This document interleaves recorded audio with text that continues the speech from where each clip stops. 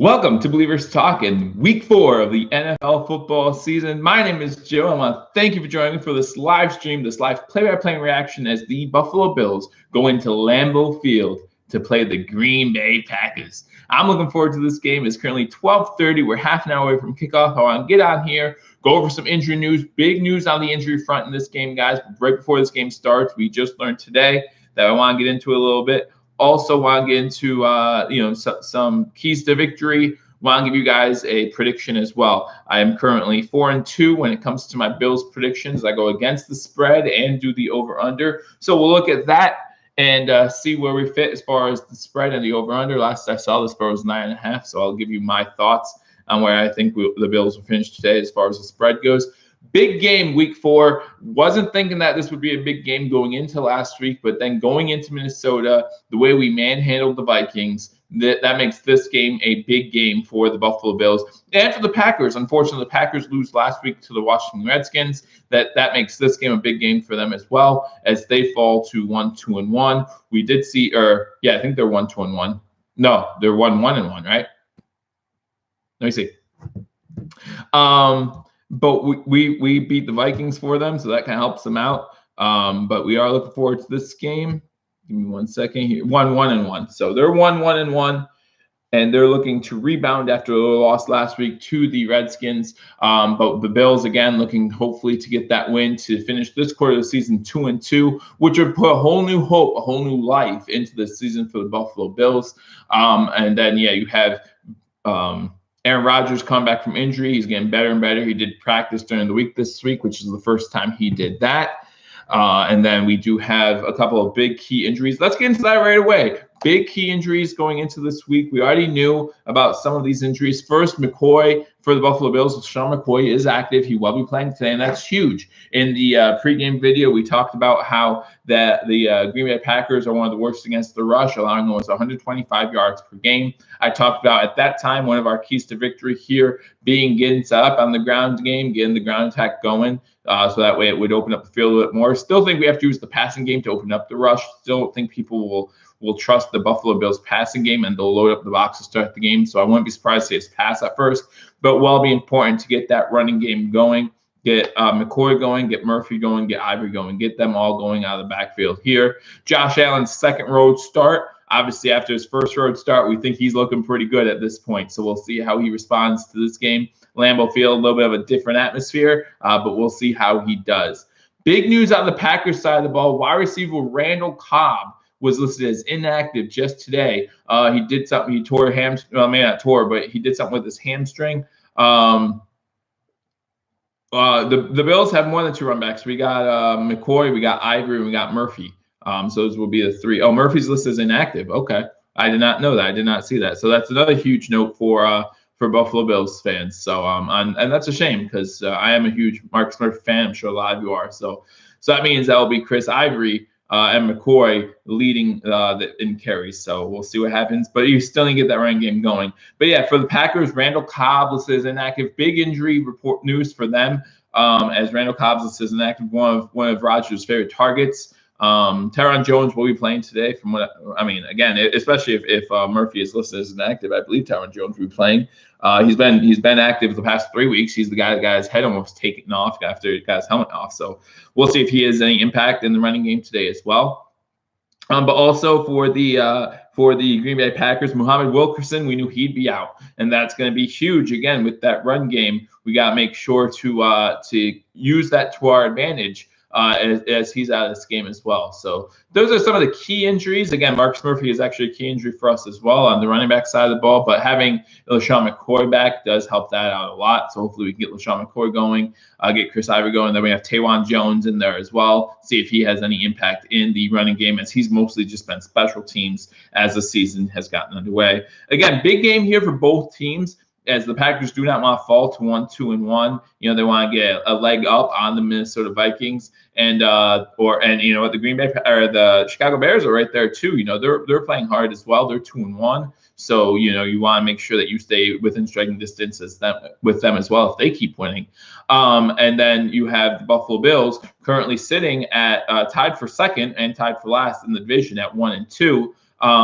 Just looking up to the Miami Dolphins at 3-0. So big game, both sides of the ball. So it'll be very interesting to see. Obviously, a lot of people like the Packers in this game. It's kind of the same similar situation as last week, guys. No one's picking the Bills to win. A lot of people are saying last week was kind of like a abnormal week for the Bills, and the team we saw in weeks 1 and 2 are the teams that we'll get. But if you look more into that, I did break it down in my pregame video between the first 6 quarters and the last 6 quarters of Bills games. And there's a huge difference as far as in the first 6 quarters, we allowed 75 points. Last 6 quarters, we're only allowed 9 points. So, and there's other differences in there as well that I went over. And so I do look forward to see what Bills team shows up in this game. And with Randall Cobb out, that actually, our secondary is one of our strong suits, obviously, of this team. Maybe we can have Tre'Davious White guarding someone else, because I think I don't think Cobb was the leading receiver for Buffalo or for Green Bay. I mean, I think their leading receiver is on here it says Devontae Adams. So we can have him go on Devontae Adams. We don't have to worry about Randall Cobb.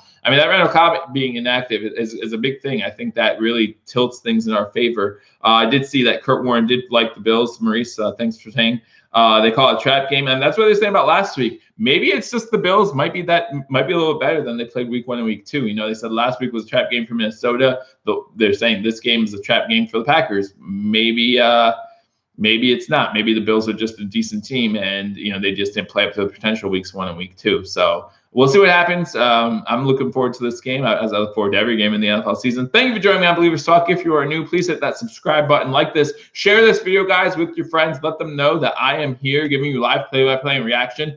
Obviously, if you've been here before, I cannot show the game due to copyright purposes, but I am here live, so to give you live play-by-play. So if you want to join me, even if you're watching the game and you want to join me and enjoy some chat back and forth with other Bills and Packers fans, please be sure to do that. I always enjoy the banter that we have here back and forth. So, but if you are new, yes, please hit that subscribe button. And know that we will be going live for every Buffalo Bills game this season. So keep coming back here. We do a pregame, we do a postgame. So we'll be on here constantly, guys, giving you live play-by-play. So be sure to hit that notification bell at this side of the screen too, and that will let you know when we go live for these games. Right now we're at pregame, 12:37. So we have 23 minutes until kickoff of the Buffalo Bills and Packers game. So want to see Allen progress. We always want to see Allen progress. Last week was a huge step up, but there are definitely some rookie mistakes that were made last week. I mean, everyone was very excited about last week, but if you watch the game back and watch some of the things Allen did, there were some mistakes made, still missing some open receivers. But yeah, also have to look at some of the drop passes. You're thinking about Kelvin Benjamin had that drop pass pretty much on the goal line that really was not on Allen. Allen put right in his chest. And then you see the comments earlier this week made by Kelvin Benjamin about how we don't pass the ball that much. First of all, this is Buffalo. We haven't passed the ball that much at all. I mean, anyone want to tell me the last time we had a receiver get over 100 catches? It was Eric Moulds, I think, in 2002. Last time the Bills, and that might be the only time the Bills ever had a receiver get over 100 catches. The Bills have not ever been a team that passed the ball much, except for in the Kelly gun. So that's just something that he has to get used to if he wants to stay in Buffalo, which I don't think he's going to do past the season, especially if he keeps dropping balls the way he does. So, but we'll see what happens. I hate when players say things like that. I mean, maybe he didn't mean anything by it. Maybe he was joking when he said it. I just read the transcript, so I can't speak on that.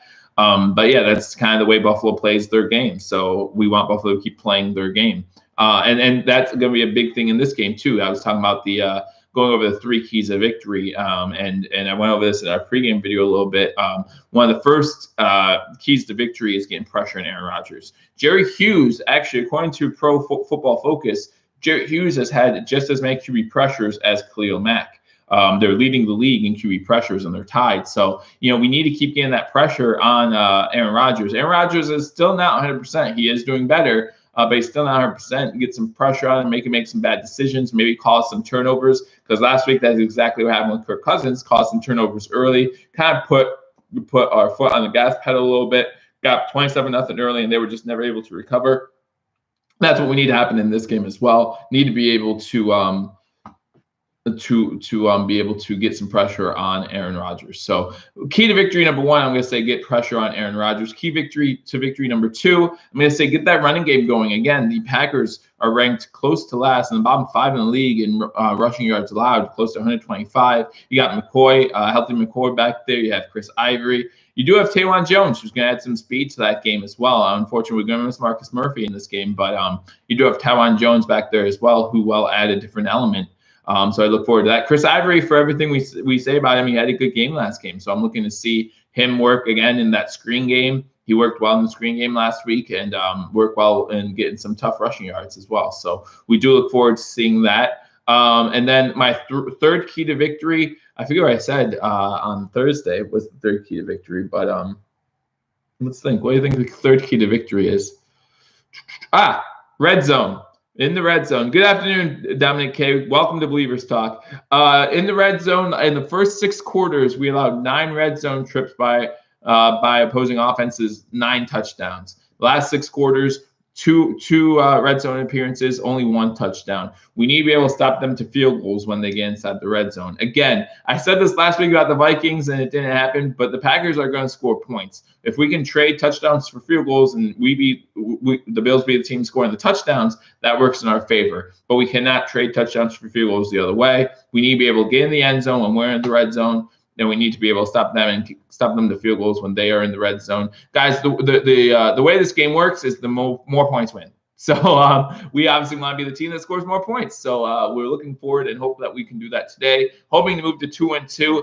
As everyone was talking about the first 4 games I've seen to me the toughest 4 games or the toughest stretch. If we can get past this tough stretch, guys, and be 2-2, who knows what could happen? And we want to see what Dable can do as well. I thought Dable had a great game plan going into that Vikings game, guys. I really did. We got the ball first to start off that game, drove it downfield, had the help of a couple undisciplined penalties from the Vikings, but that helped us get the ball downfield and score that opening drive touchdown. I want to see some of those play calls again that worked in that game, in this game. So I would look forward to seeing that as well. And we'll just see where it goes from there. As far as this game, I can go through this game, see what the current spread and the over-under is, and give you my prediction for this game.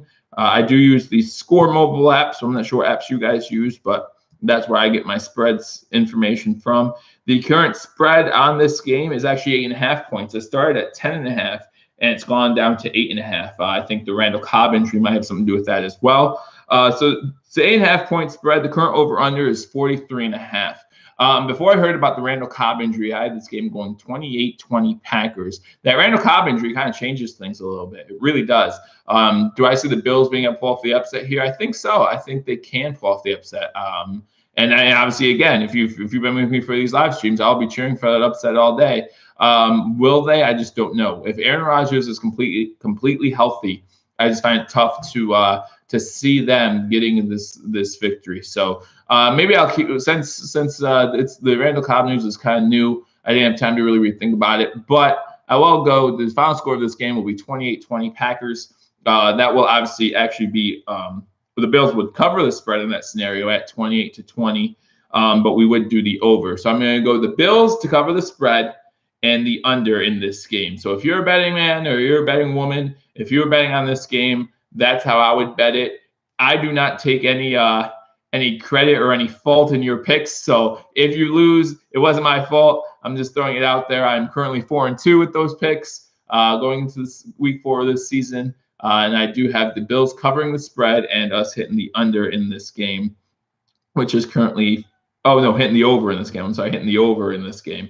Last 5 meetings, the home team has won. Actually, I think the last 7 meetings, the home team has won. So we don't know if that trend will continue. We hope not. As Bills fans, we hope not. It's about time that trend ends where the home team keeps winning. Last time we met was December 14th, 2014, where the Buffalo Bills beat the Green Bay Packers 21-13.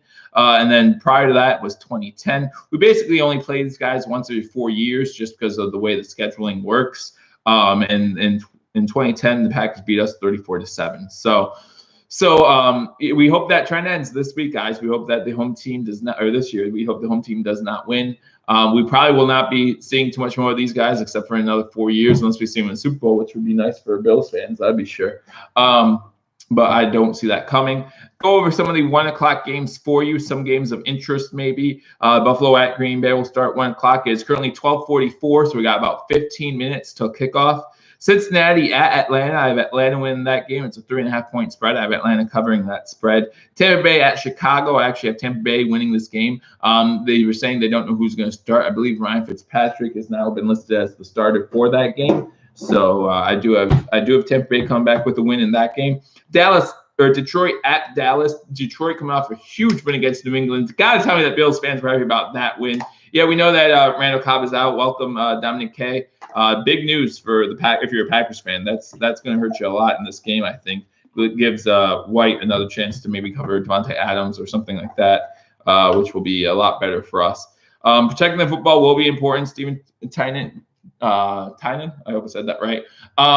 We saw week 1, week 2, we didn't do a good job protecting the football, and the result reflected that. Last week we did a much better job with the turnover ratio, and if we can get that in our favor again, that will be huge, of course, to help us win. So Detroit come off the big win against New England last Monday, and then they're at Dallas. Dallas is a 2.5-point favorite. I'm not sure why. I think Dallas would have a lot to prove in this game, so they might come out on fire.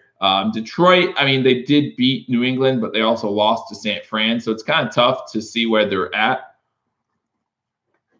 But I'm gonna go with Detroit in that game on the road. I think that win New England Monday. I mean, they didn't just beat New England; they were pretty good against New England. So I'm gonna go with Detroit in that one. Houston at Indy. I'm gonna actually go with the Houston Texans in this game. I don't see them going 0-4, but they were my Super Bowl pick, and now they're 0-3. So I don't see them as my Super Bowl favorite anymore in the AFC. Jets at Jacksonville. I have Jacksonville in that game. Miami at New England. I actually have Miami covering the spread, but probably losing the game. It's a 6.5-point spread. Philadelphia Eagles at Tennessee. I have the Eagles winning that one. Seattle at Arizona. I have Seattle winning that one. Cleveland at Oakland. I have that going to Oakland. San Fran at LA. Unfortunately, with Garoppolo's injury, I think San Fran's kind of out of being competitive this year, so I go with the LA Chargers.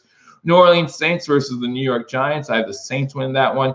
Tonight, the Baltimore Ravens play the Pittsburgh Steelers. Always a fun game. The guys over at the Sports Fury, their YouTube channel, they'll be having that game. Always a good game between those two teams. Although most of the hits that they were allowing 10 years ago in this rivalry would be penalties today in the NFL. But Pittsburgh is at home giving 3 points. I have the Steelers winning this game. These games are always close, however, so as far as picking the spread for this one, I think I'd stay away from this game altogether. And then tomorrow night, Patrick Mahomes has his first real road test, I think, as he goes up against the Denver Broncos. The Kansas City Chiefs are favored are getting 3.5 points or giving 3.5 points again. I actually have the Broncos not only covering the spread but winning this game. So those are my picks for this week. It'll be interesting to see how it turns out, how it plays out. But we're getting ready for kickoff here as the Buffalo Bills are getting ready to go up against the Green Bay Packers. Like I said, I've really been looking forward to this game all week. I saw that Kurt Warner did have this as upset for the Buffalo Bills. Currently on CBS, they're going over their upset picks, so I'm actually watching to see if anyone goes with the Bills here.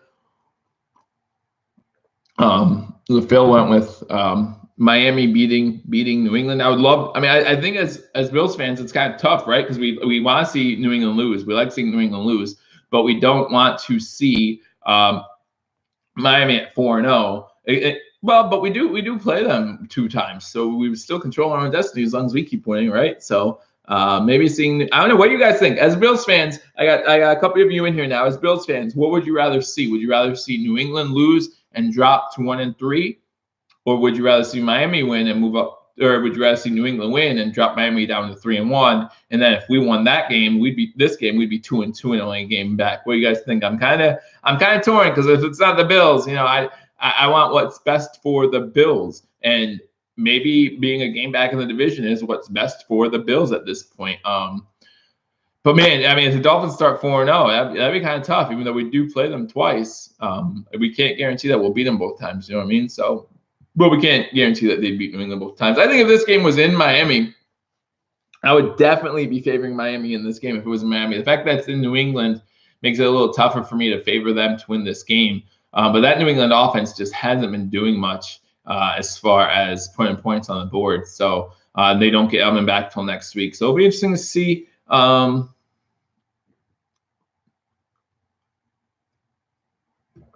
Yeah, we're going back and forth a little bit. Dominic K is that they want the Dolphins to win. John Roberts says we want New England to win. I don't know. It's a tough one, guys. It's a toss-up. I never want to cheer for either of those teams to win. So we'll see maybe we can get our 3rd tie of the year, right, guys? I mean, maybe we'll get the 3rd tie and we'll see what happens. Yeah, Tom Brady has our number for years. To be honest with you, I don't see the Patriots losing this division. Maybe with a loss today, my opinion changes on that. But I still think this is New England's division to lose. And until someone proves us otherwise, you have to believe that, right? I mean, what, they've won 17 of the last 18 division titles. So we'll see what happens. Go Bills, Buffalo Sack Attack. Welcome to Believers Talk. Again, it's currently 12:50, so we got 10 minutes to kick off. I did go over the injury report. Again, Randall Cobb is inactive for this game. Wilkerson is, of course, out for this game. And then for the Buffalo Bills, McCoy is playing in this game. I'm going to actually look up some more injury reports because we had like earlier in this week, we had both Kroom and Clay listed as questionable. So I'm going to see how they look for this game. Maybe some of you guys know who's listed as inactive. I currently don't have that up. I'm going to look it up now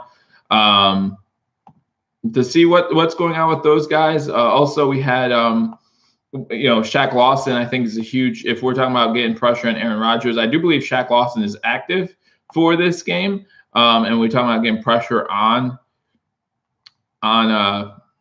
gosh, why can't I always remember his name? Aaron Rodgers. We need to make sure that we get that in order to win this game. So I'm trying to look up Kroom and Clay to see what their status is for this game. I don't know if anyone else has heard.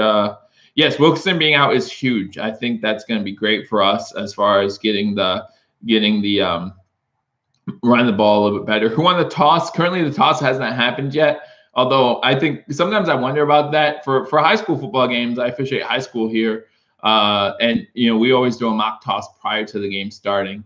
But we do a mock toss in the middle of the field before the kickoff. So I wonder if in the NFL they have a mock toss or if it's an actual toss. Maybe for like the bigger games like the Super Bowl, they do a close up of the coin, so it has to be the real toss on the field. So I imagine that for most games it's the real toss. But I do wonder about that sometimes as far as is it a mock toss or is it like actual toss. So, but they have that. Let us know who's won the coin toss. I can tell you that we are currently 0-2 when we start on defense, and we're 1-0 when we start on offense. So if you guys care about that kind of stuff, that's something that you can look at. Last week we started on offense. We went down the field and scored right away.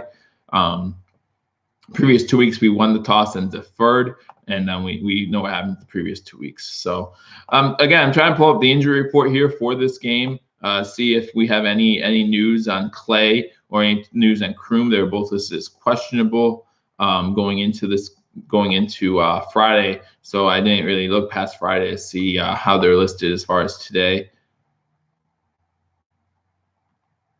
Still listed as questionable on this one that I have up right now.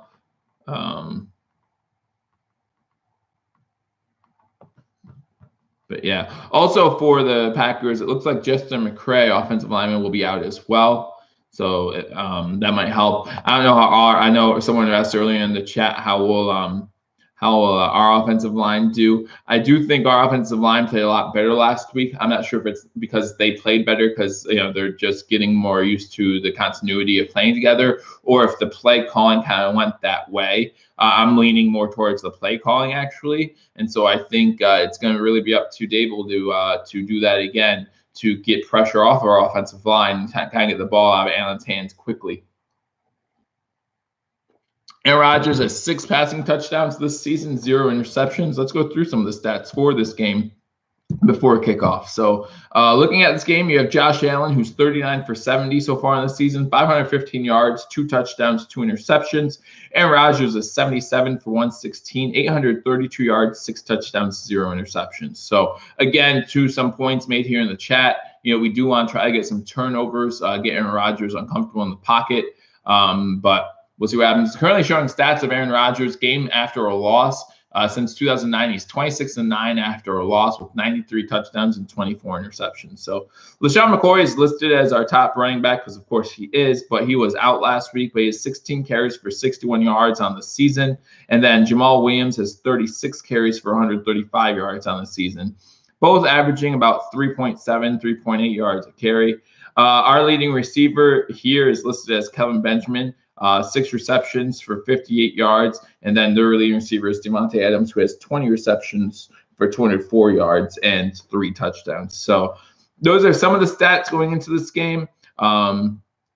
Again, we're not a passing team, so the receiving stats are going to look a lot better. As far as running the ball overall, I think we're much better than the Packers are. I'd have to look into that a little bit further, but we will see about that.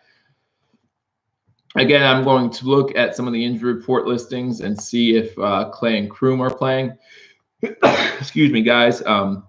If someone knows in the chat, please let me know. If before I look it up, I'm going to see what we can find.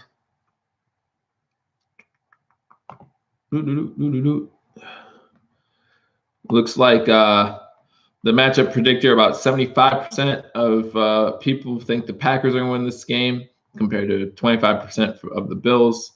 Looking again for the injury report, seeing if they see that anywhere. Tannehill can't keep this up for much longer. I don't know. I say that until he does, right? I mean, again, who knows what's going to happen to Tannehill. Hopefully he doesn't get injured again. I really, I don't like seeing injuries. And, Tannehill, it seems like a lot of times he, at the most inopportune times, is when he got hurt last 2 seasons ago and then the season before that. But we'll see. We'll see what happens there. I'm looking for the inactive list currently, not finding it. So I hope someone else is doing a better job finding it. I could look at the feed here also and see if it says anything about either of these two guys as far as actives, inactives.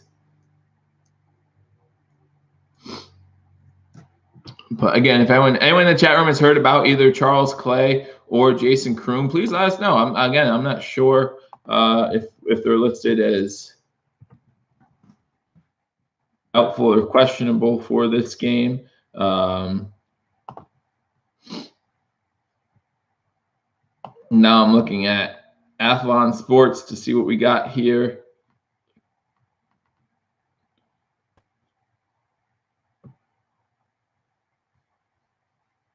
This is more talking about his fantasy implications, which I don't think Charles Clay has any fantasy implications at all. I did talk in previous episodes. I have talked about who to start in your fantasy team. So if you have these guys on your fantasy team, make sure to start them. Obviously, Randall Cobb is inactive, guys. If you have Randall Cobb on your fantasy team, get him out of there because Kroom's okay. So Kroom's gonna start. Brandon Nichols, welcome to Believers Talk. Let's go Bills. Let's go Shady. Let's go whoever it needs to win. I look forward to this game. Below Zero, welcome to Believers Talk, guys. We are 3 minutes away from kickoff, so let's go over some fantasy guys. I would start real quick. Again, I don't have fantasy teams, so I have no bias as far as that end goes. But I would start. You have to start Aaron Rodgers. If you have Aaron Rodgers on a team, you have to start him every week. I feel like I would start LaShawn McCoy. With the Packers allowing close to 125 yards. Rushing yards per game. I think I would start LaShawn McCoy in this game. I would start Devontae Adams just because, with Randall Cobb being inactive, that means they're probably going to look Adams' way a little bit more. Those are the 3 guys on offense I would probably start. Looking on defense, I don't think I'd start either defense in this game. I mean, I know the Bills' defense looked really good last week, and you hope that continues. However, with Aaron Rodgers back there, you just can't be too sure. So I'm not sure I would start either of those defenses going into this game at all. Also, special teams, you have to start Stephen Hauschka if you have him. But I'm not sure. I'm not sure who else you would start on fantasy. Mason Crosby maybe, but I'm still not sure about him. But Mason Crosby has always been consistent, so you could definitely. I mean, and obviously, if you're playing in fantasy, unless it's mandatory that you carry over 2 kickers, you just have 1 kicker. So you're starting the guy that you have. If you have Stephen Hauschka, because he probably was one of the ones taken, then yes, you have to start him in this game. But I do really hope that we score more touchdowns and field goals in this game, and so that wouldn't do so well for Hauschka. But we saw last game he had 2 field goals, 1 for 50 yards. So I think with that threat always there, you always have to start Hauschka. So we do look forward to this game. Again, it's currently 12:59, so it's at commercial. We're getting ready for kickoff here. I did do the spread. The spread is currently 8.5. It has dropped dramatically since Cobb has been listed as inactive. I'm going to make sure that it's still 8.5. The final score for this game, I have the Packers winning this game 28-20. You won't know that in 10 minutes when I start cheering for this game. It's actually back up to 9. So I have the Packers winning this game 28-20. So I have the Bills covering the spread. And the over-under is 44. 20-20 would be 48. So I have the over. So if you're a betting man, get your bets in there soon because I have the Bills covering the spread and the over. I'm currently 4-2 on my picks covering the spread in Bills games. So hopefully hopefully I keep improving on that. I would love to be 6-0, but if you're betting them individually, if you go with my picks, I've made you some money. I hope so. Keep going with them because I hope that I'm right. I hope I continue to be right. Bills covering the spread. Hopefully the Bills winning this game outright. I wonder what the Bills are getting in odds as far as outright winning. So we'll see about that. But Logan Thomas is listed as out. Kroom's okay. Still haven't heard anything about Charles Clay. I even looked him up, and they said they were just about his fantasy implications. So but if they're talking about fantasy implications, if he has any at all, then I guess that means that he's playing, right? So I think that he's listed as active, but I haven't had any confirmation about that. Current temperature at Lambeau Field, 49 degrees. Still not sure who won the coin toss. It's not going over that at all yet, but we'll probably find out. Normally a team will defer, so as soon as we see the kickoff formations, we will know who won the toss. So again, I'm just looking to see if there's any confirmation on LeSean McCoy. We know LeSean McCoy is playing, so that's a good thing. I'm looking to see if there's any confirmation on Charles Clay. Again, I think that Allen does a good job at finding the tight ends. So I think no matter who the tight end is, I think we'll do all right. But Charles Clay does add a different element of being able to catch the ball in the backfield. So I do want to see that a little bit. I do think he is active. Have not seen any confirmation on that, though. That's all I'm looking for you guys. And for my own sake is confirmation that Charles Clay is in. I think if he was out, it would be big news too. So Packers have won the toss and deferred. So the Bills will be receiving just like last week. Let's see if we can move the ball down the field like we did last week as well. Like I said, currently the temperature is 49 degrees, cloudy skies in Green Bay. So actually, I'm really happy that we're playing this game today and not in December, just because I know we play from Buffalo, so we're used to the cold. But Buffalo will be receiving as we are in kickoff formation, getting ready to start this game. Taylon Jones looks to be back to receive the kickoff.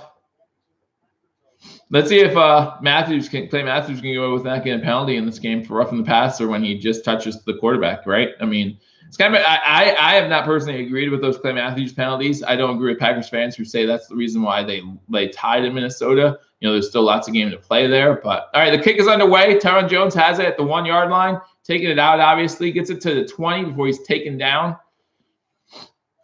So Buffalo Bills will start with the ball, 1st and 10 from the 20 yard line.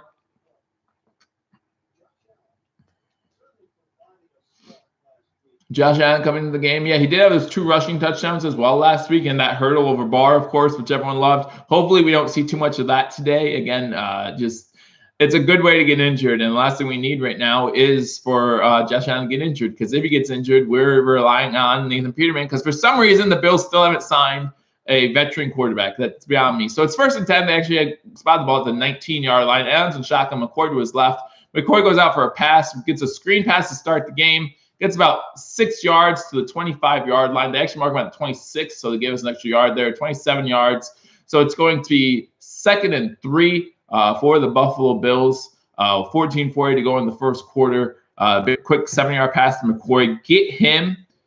Them jerseys are for Green Bay. Yeah, those alternate jerseys. I'm not sure if I like them or not, but yeah, they wear those at least once a year. But get McCoy acclimated into this game early. I do see Charles Clay in the game, it looks like, so he is obviously active. What in the world was that? Oh, Allen hands it off to McCoy up the middle for about a yard, maybe a yard and a half. So it's going to be 3rd and 1, third and a long 1, 3rd and a short 2 for the Buffalo Bills on the first drive of the game. Again, Buffalo received the ball. And they're on their first possession here. 13:55 left to go in the first quarter. The colors, the dark navy blue and the yellow. Yeah, I'm not sure how many people like those, but I don't know. They use them a bunch. So all right, so now we got 3rd and 1, 13:40 to go in the first quarter. We have Allen in the under center. We have I formation. DeMarco goes in motion, goes to the right side.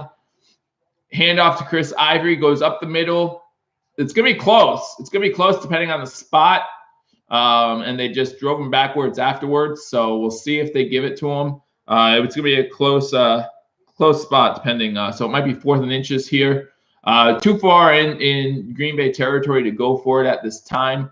Yeah, it definitely looks like he's a little short, and that's why they marked the ball. So it's going to be 4th and short here. Again, we're at about the 28.5-yard line. So it looks like we're going to have to punt it here. 4th and 1, 12:57 to go in the first quarter. So the Bills go 3 and out on their first possession. We get ready to punt it to Aaron Rodgers. Not a good start if you're a Bills fan.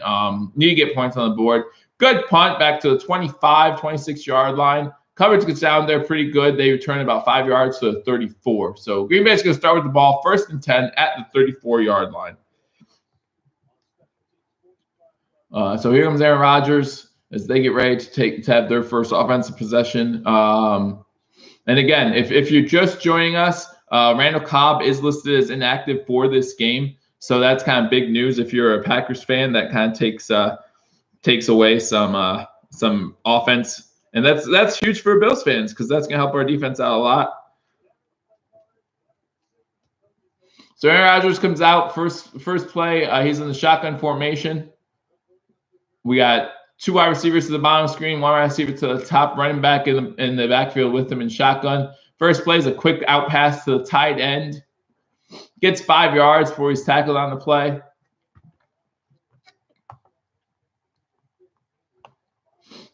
Looks like Lewis with the tackle. Jimmy Graham with the completion. Or Rodgers with the completion to Jimmy Graham, again, for 5 yards. So it's going to be 2nd and 5, 12:20 to go in the first quarter. Buffalo Bills went 3 and out on their first drive. This is going to be the second play for the Green Bay Packers. Aaron Rodgers is under center.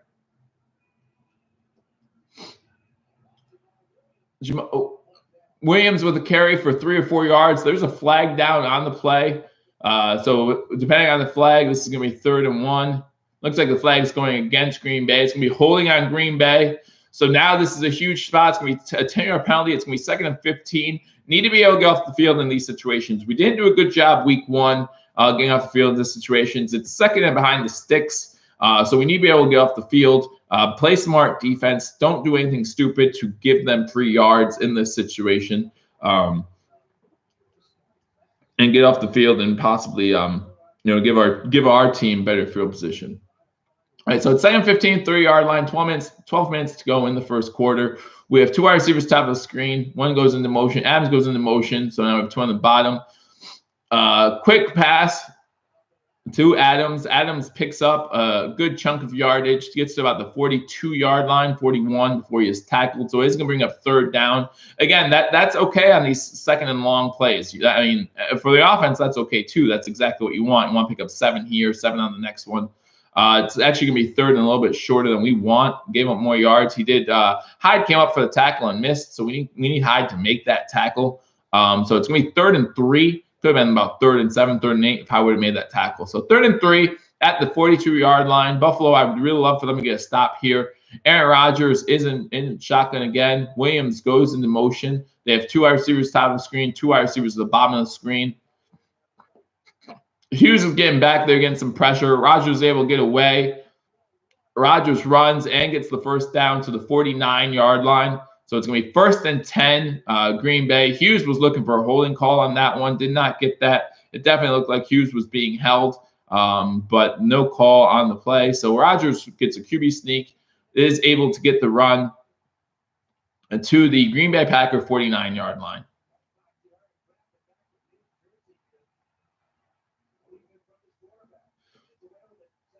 Yeah, even the announcer says that he knows the holding on Hughes, but it's a 7-yard gain for Aaron Rodgers. 1st and 10 at their own 49-yard line.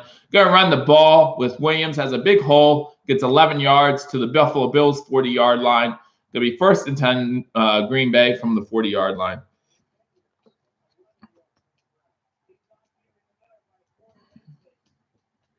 Not a good start for the Bills.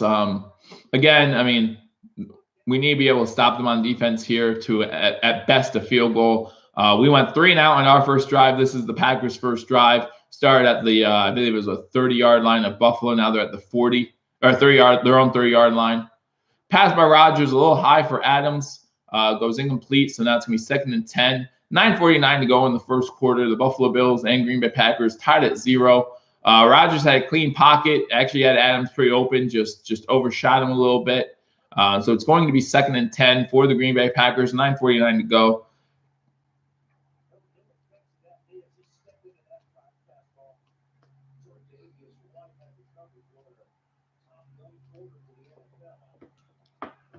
All right, so now Rodgers is under center.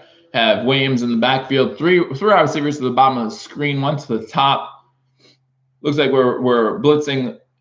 They run the ball, and it's a quick wrap up by the Buffalo Bills. Looks like it's going to be a 2-yard loss. Yarborough wrapped him up pretty much as soon as Williams got the ball to make it 3rd and long now. So it's going to be 3rd and 12. Again, one of these situations we need to get off the field here, guys. If you're just joining us, thank you for joining us on Believers Talk. My name is Joe. We will be going live for every Buffalo Bills game. So if you are a Bills fan, if you're a fan of these live play-by-plays, having a little commentary on the side here and talking with fellow Bills fans, or if you're a Packers fan, you're more than welcome to talk as well. Please be sure to hit that subscribe button, like this video, share it with your friends, share on all the social media sites so people know that we are here. It looks like Aaron Rodgers, 3rd and 11, Aaron Rodgers is in shotgun. He's forced to call timeout. Did he get the timeout before the penalty is the question.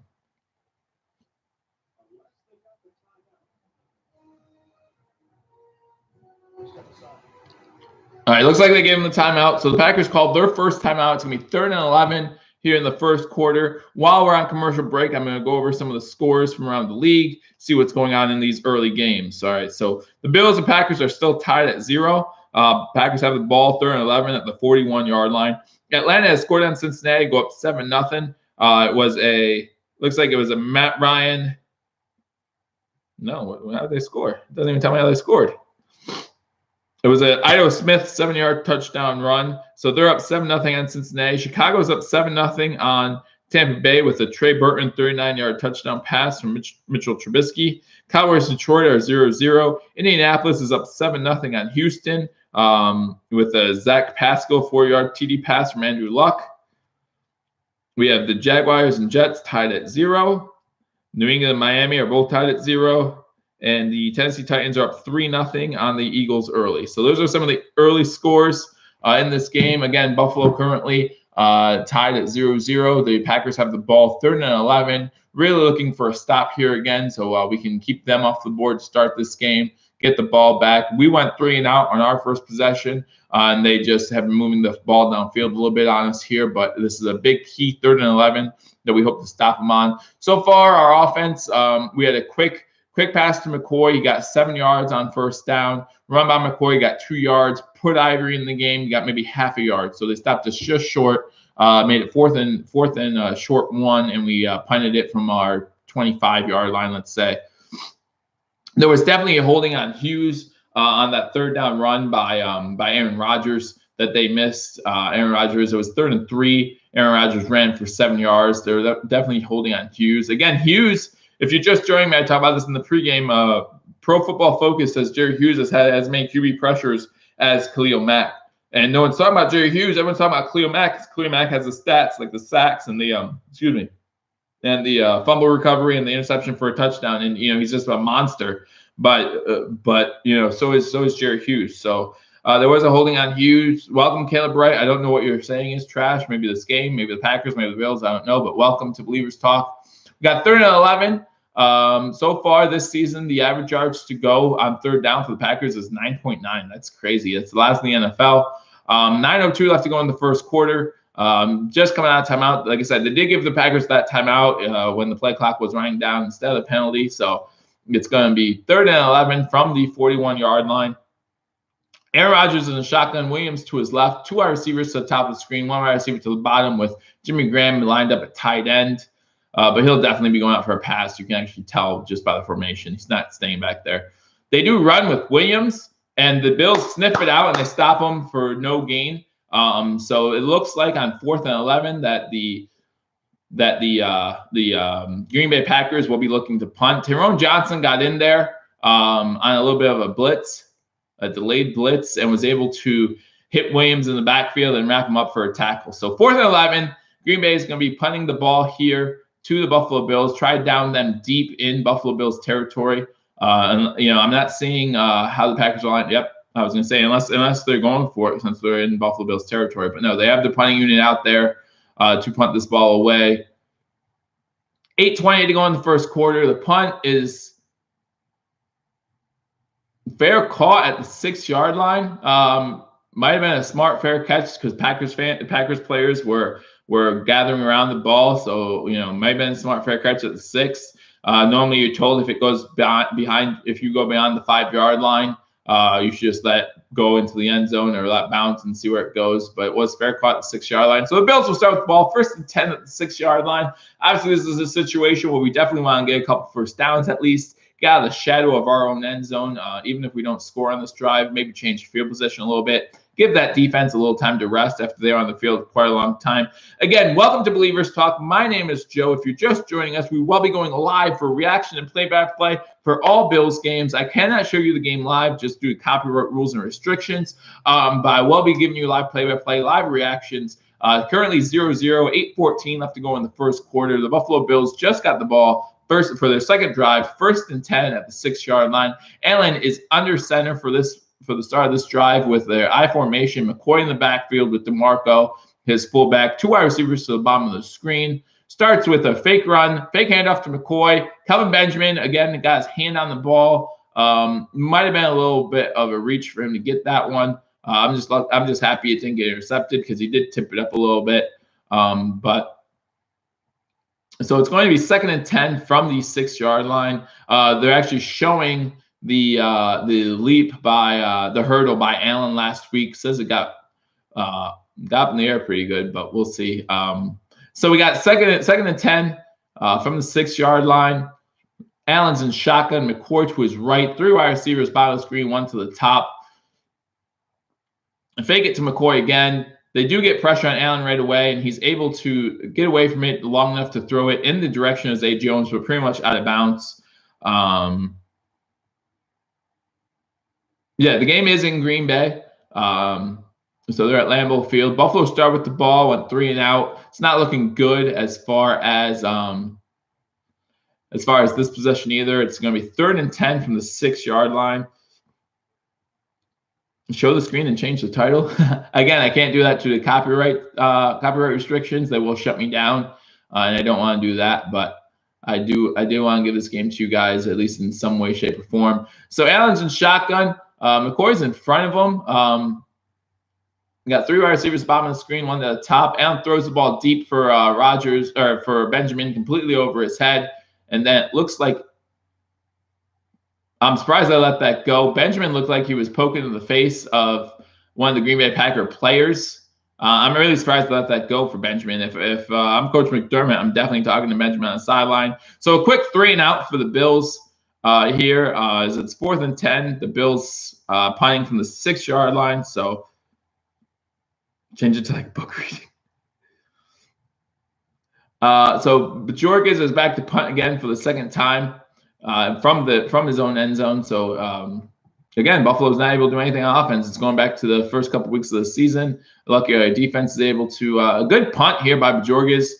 Gets the ball back to the Packers at the 44-yard line, at their own 44-yard line. So that's where they'll start with the ball. Yeah, it looks like Benjamin went to poke Alexander in the eye or something. I don't know what's going on with Kelvin Benjamin, but yeah, Coach McDermott definitely needs to talk to him out of this commercial break. We're at commercial break now, so I will go over some more scores for you. Cincinnati just scored a touchdown to make that game 7-6, pending the extra point. Andy Dalton passes it 15 yards to Tyler Eifert. Tampa Bay, Chicago, still 7-0 Chicago. Detroit and Dallas are still tied at 0s. Houston at Indianapolis. Indy's up 7-0. Jacksonville's in the red zone against the Jets, and New England has reached the red zone against the Dolphins. It's now 3rd and goal in that game. Tennessee is still up 3-0 on the Eagles. So those are the scores of the early games. McCarron was our best quarterback in the preseason. When he was with our team in the preseason, I thought for sure he was going to be the starter. I like what Alex Allen's production in his first 2 games as starter, especially like his improvement from game 1 to game 2. And we want to keep seeing that improvement. I think starting when you only have Allen and Peterman on your team, you need to start Allen. We've seen that. Peterman just can't do it. I'm still shocked the Bills have not tried to pick up a veteran quarterback. There are still some decent veteran quarterbacks out there who can pretty much hold a clipboard. Well, the reason we don't let Nate Peterman go is because we don't have, like, those are our only two quarterbacks. And I think it's ridiculous that we don't let Nathan Peterman go and pick up a veteran quarterback. You're getting you're looking at, and the guy I keep saying is either Kellen Clemens or Mark Sanchez. Like, those are two guys who are still out there, and they are more than capable of holding clipboard. They're definitely journeymen in the NFL, and for some reason we're just not signing them. To be honest, I'm not upset that we got rid of AJ. My biggest disappointment in that is that we didn't pick someone else up. I mean, who would have thought we got a 5th round pick for AJ McCarron? Like, I mean, I think we made out okay in that deal, depending on what we turned that 5th round pick into, obviously. But if you're going to do that, however, you need to pick up a veteran guy who can, again, hold a clipboard for the young kid and just watch him grow and help him grow. So I'm a little annoyed about that. Yeah, Calvin's definitely gone next year. I mean, after it definitely seems that way. How do you not run the ball inside your own town? I don't know. I mean, especially, again, you're talking about Packers team who's ranked close to last. I think they're 28th in the NFL in rushing yards allowed this year. And you go a drive without running the ball one time. Again, it does open up the pass game a little bit, but you have to complete a couple of those. You know what I mean? So we're back with 7:53 going the first quarter. Starts with a pitch to the right, and there's for Montgomery, picks up 8 yards on first down before he's drug out of bounds. But it looks like Edmonds and White both drug him out of bounds there. So 2nd and 2 for the Green Bay Packers. Again, game 0-0 still. That does get the ball into Buffalo Bills territory. I prefer Ivory over McCoy. I mean, why would you say that? But yeah, the Packers have the ball at the 48-yard line of the Buffalo Bills. They're calling it 2nd and 1. Rodgers slips on the play as he's taking the snap and just lays there and lets the Bills touch him. And they did throw a flag, so it's a sack that can happen, I guess. So you're still allowed to touch the quarterback, so that's good to see. Looks like his center stepped on his foot and he fell backwards. So it's going to be 3rd and about 5 yards here. So again, a big situation where the Bills can get off the field, but we need to do a better job on offense. We need to be able to do more than 3 and out. So it's gonna be 3rd and 4 from the 50-yard line. Aaron Rodgers in shotgun. We got 3 wide receivers bottom of the screen, 3 wide receivers top to the bottom. Montgomery goes into motion to join Rodgers in the backfield. So 3rd and 6. Rodgers gonna throw it, throws it deep to a wide open Montgomery who has inside the 10. Tackled inside the 10-yard line. So they're going to have the ball 1st and goal, 6:37 to go in the first quarter. Green Bay Packers will now have the ball 1st and goal after a long play, about a 43-yard play to Ty Montgomery. Gets the ball 1st and goal for the Packers at about the 7-yard line. McCoy is not going to be in the Hall of Fame. I mean, unless he wins a ring or two with Buffalo. We do have a Buffalo Bill down on the play. Looks like it's Carlos Hyde holding his midsection area. Hopefully, he just got the wind knocked out of him. That's the one we can't afford just to get injured. We've obviously seen between injuries and early retirements, our secondary get a little depleted to start the season. We currently have Taron Johnson in as one of our corners, due to injuries. So hopefully, it's not a serious injury. He is walking it off now. Smoke crack. That's funny. That's from a movie, right? So now they're just showing an instant replay of the play Montgomery. Yeah.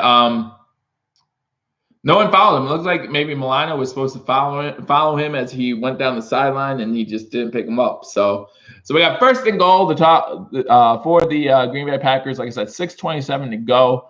Hyde is now on the sideline, so again, hopefully that's not a serious injury. Hopefully we could get him back. But hey, Jared Pickla, it's looking good for the Packers to start. It's a field position game right now, and then the Packers took advantage. And now they have it 1st and goal at the 7-yard line. So Aaron Rodgers in shotgun formation, and he does have Ty Montgomery behind him. They do hand it off to Ty Montgomery. Gets inside the 5 to about the 3-yard line. A little more pushing and shoving going on. I'm not sure why this is getting so chippy. Again, it's not like these two teams are rivals of any kind or anything like that. If you're just joining me, welcome to Believers Talk. My name is Joe. We will be going live if you're a Bills fan for all the Bills games this season. So be sure to subscribe, like this video, and share it with your friends. As like I said, we will be going live, so you want to keep them up to date. And we do go live for a post-game show. I normally do my post-game Monday or Tuesday after I rewatch the Bills game. And then we do the pregame Thursday, halftime of the Thursday night game. So you want to stay tuned for that. Hit the notification bell. We'll let you know when we're going live. We got 2nd and goal. Aaron Rodgers is in shotgun. 3 to the top of the screen. 3 receivers to the top of the screen. Went to Ty Montgomery, just missed him. So it's going to be 3rd and goal from about the 3 or 4 yard line here with 5:19 to go in the first quarter. Still 0-0. Had a lot of time in that pocket. The defense does need to make sure that they get to him. Again, we need to get pressure on Aaron Rodgers, make him feel uncomfortable. He did have Montgomery coming out from the backfield, but just overthrew him a little bit, just off his fingertips. So 3rd and goal from, again, the 3 yard line. And Rodgers is in shotgun formation. Montgomery to his left. 2 wide receivers top of the screen, 1 to the bottom.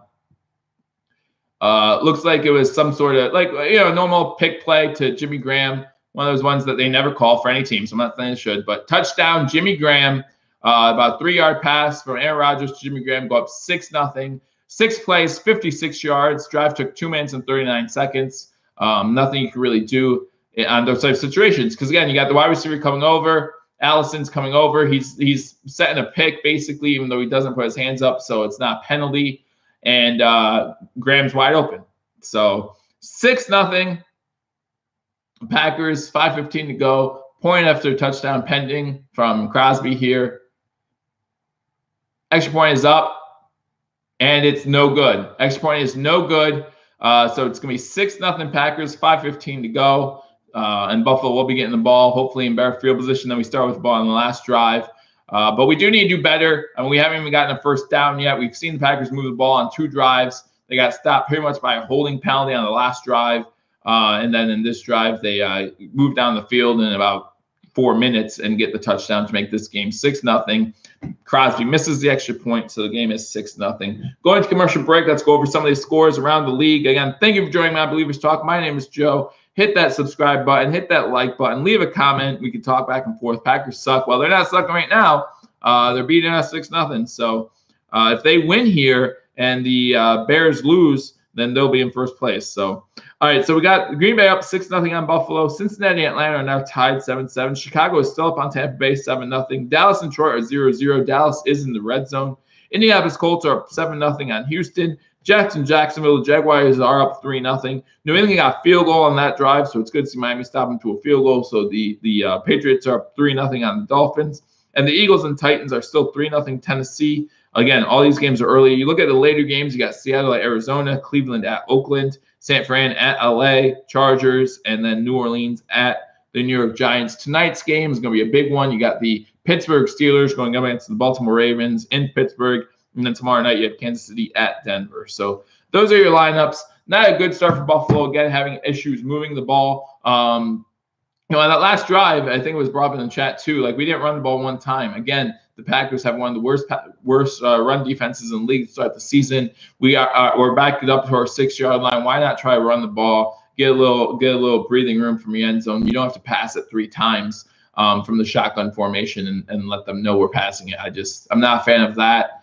But we'll see how we improve on that coming out of this drive. McCoy has, I think, 1 rush currently for about 2 yards. The first play of the game, he did get a little out route pass for 7. So, we've seen a little bit of McCoy here and there. Ivory was in the game on that 3rd and 1. Couldn't pick up that 3rd and 1, which again is why I'm not a huge fan of Chris Ivory. But we'll see what happens. Ruben Joe, thank you for joining me again.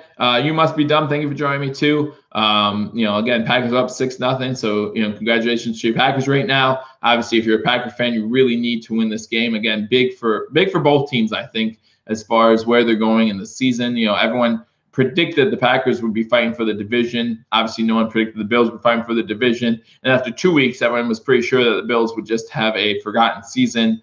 And this would all be getting ramped up for the Josh Allen era, if you will. Kick goes to the back of the end zone. So Buffalo will start with the ball 1st and 10 at the 25-yard line. So does starts at the 25, which will be our best field position to start the day for our third drive. 2 3 and outs. We need to get a couple first downs here, so we can make this happen. We need to give our defense a little time to rest after that drive, and after the first drive. Again, the first drive was not a short drive either, so we need to make sure that they get time to rest a little bit and to have some time off the field. So we start first and 10 at 25. McCoy's in the back. No, Chris Ivory is in the backfield, it looks like. Yeah, we have 9 total yards. The Packers have 90. Chris Ivory runs on first down, picks up 7.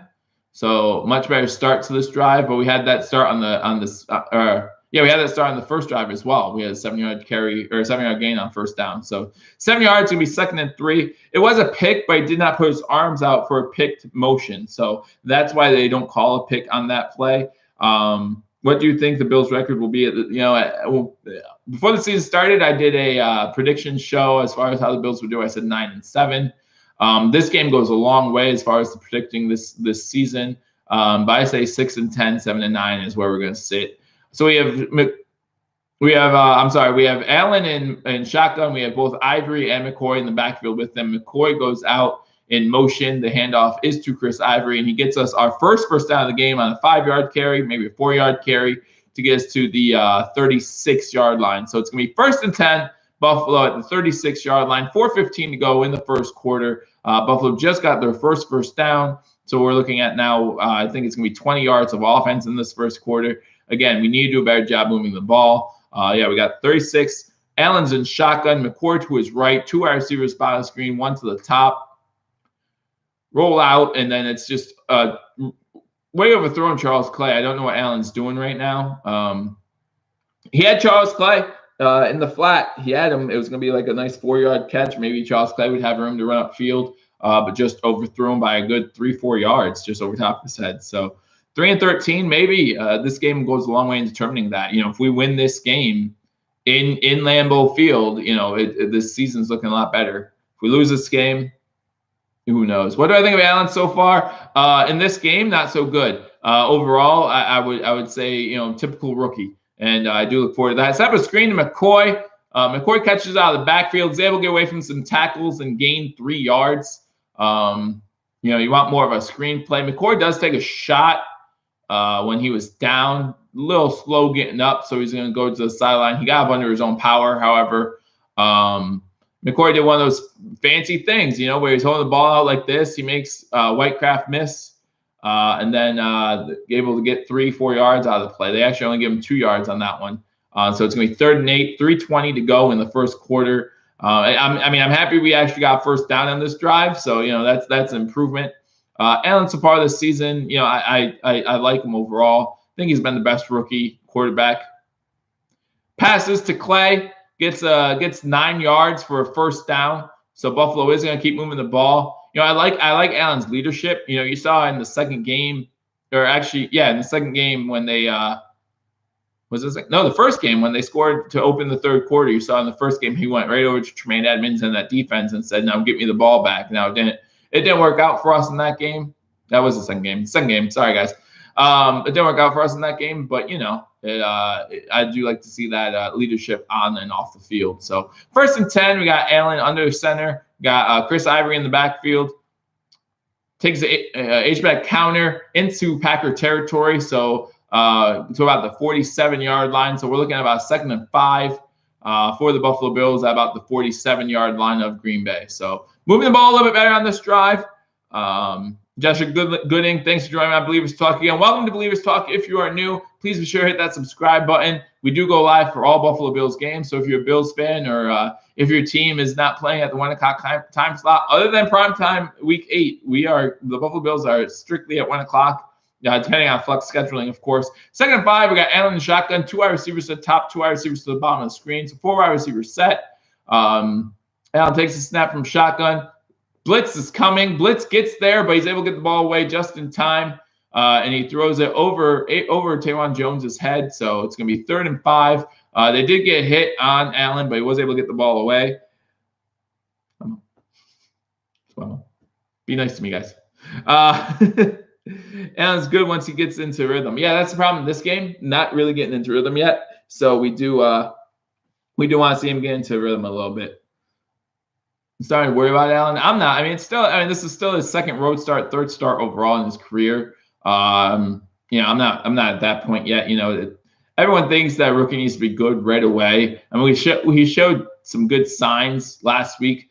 Scrambling out of the pocket, Allen's looking for someone open downfield. He finds McCoy, but he throws it behind McCoy, and so that's incomplete. So it's going to be 4th and 5.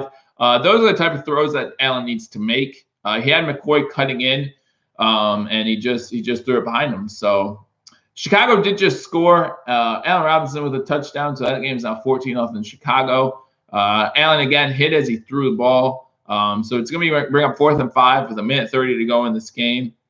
It's really cool to see a real Bills fan. They don't see him. We hide sometimes, but no, we're here. We're always for our team. Some of the, we got two of the most loyal fan bases in this game. So another good punt. Jorges, I thought it was fair caught, but apparently he didn't call for a fair catch. They do get the ball inside the 20.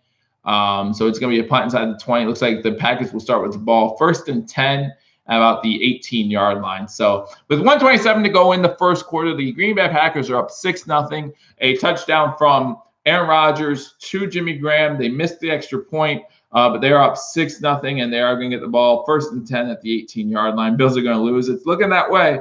How do I feel about Dable? First 2 games, wasn't impressed. Last week, I was impressed by his play calling. So far in this game, we have to look at him when it comes to not running the ball. When you have the ball 1st and 10 at your own 6-yard line, but it's hard to grade someone after just 3 games, So I'm going to give him the whole season. I'm not going to say too much bad about him or good. I will say this: I think he's better than Dennison already. I mean, as long as he keeps mixing up play calls. We just had shotgun formation, 4 wide receivers, and one of the wide receivers was Taywan Jones at the bottom of the screen. So he's at the bottom of the field. So he's mixing it up, trying to get different people in there and trying to see what happens, what works, what doesn't work. Especially with Allen, I think his play style and capabilities are more conducive to Allen's type of play calling. So I like that.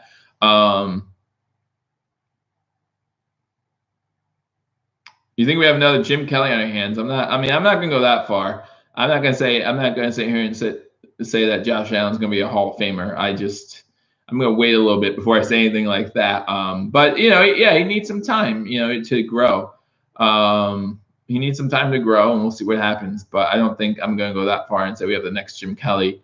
I'd be very happy about that. I'd be very excited if we have the next Jim Kelly, but I just don't see that happening. So, but yeah, the Bills are down 6-0. So infamous 22. I'm not sure if you're a Packer fan. Obviously, you want the Bills to lose, but it's still only 6-0 as well. I mean, it's not as bad as it was the first 2 weeks either. So the defense has been doing a decent job. Defense was off the field for a little bit on that drive. We were able to get a couple first downs, give that defense time to breathe a little bit. So we will see if that affects them on this drive. That Ty Montgomery throw, the 43-yard completion on that drive was really the one play that killed us, obviously. So hopefully, Milano just looked like he lost him, and he thought maybe he had cornerback help behind him, and he didn't. So Montgomery was able to get open and get inside the 10-yard line. So so far they have.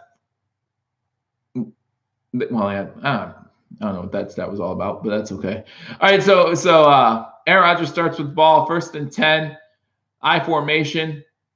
Pass to the bottom screen to Adams. Adams catches it for a 9-yard completion. Trey Wright wait there for the tackle. Again, Trey Wright, I think Trey White has done a great job this year. You look at the star receivers on most of these teams that even when they beat us, even when Baltimore whooped us, they haven't been able to do all that much. So, most of what Baltimore did and most of what San Diego did was by slot receivers and their running backs. So we need to do better. I really want to see Tremaine Edmonds doing better. That's one guy who really has not impressed me so far this year. I was really getting excited for him in the preseason. So we got 2nd and 1. Rodgers is under center. We got the run back Williams in the backfield. We got wide receiver at the top, wide receiver at the bottom.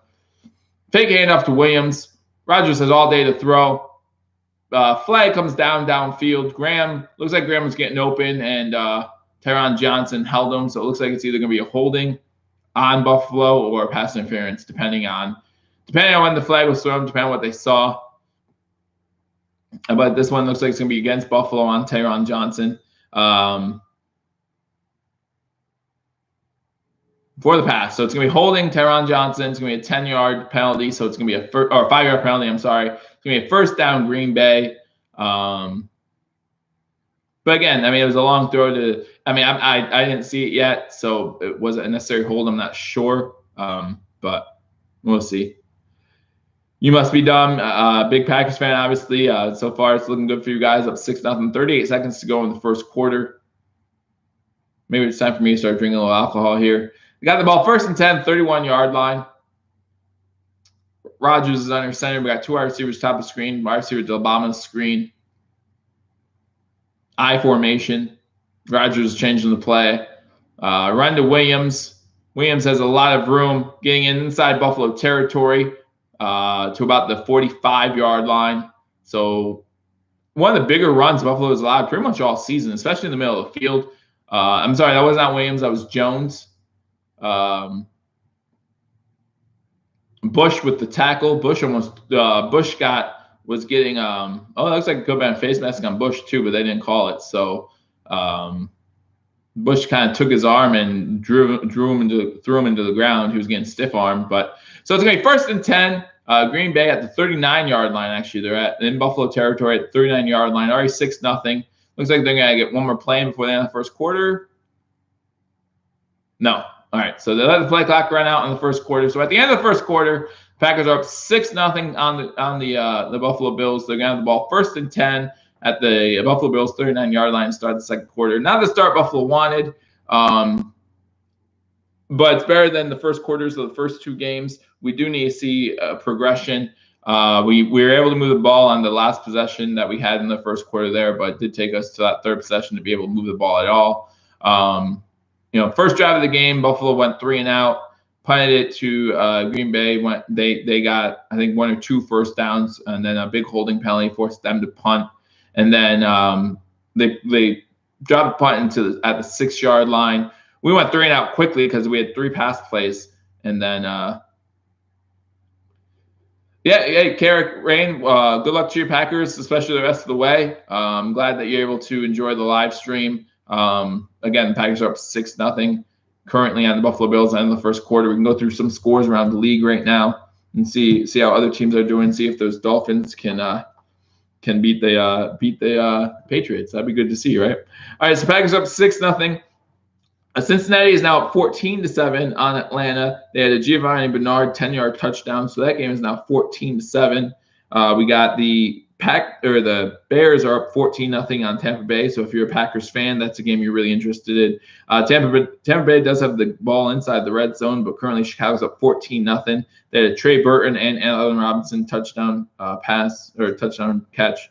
So there's 2 touchdown catches there. Detroit is up 7-3 on Dallas. Got Golden Tate 45-yard touchdown pass from Matthew Stafford.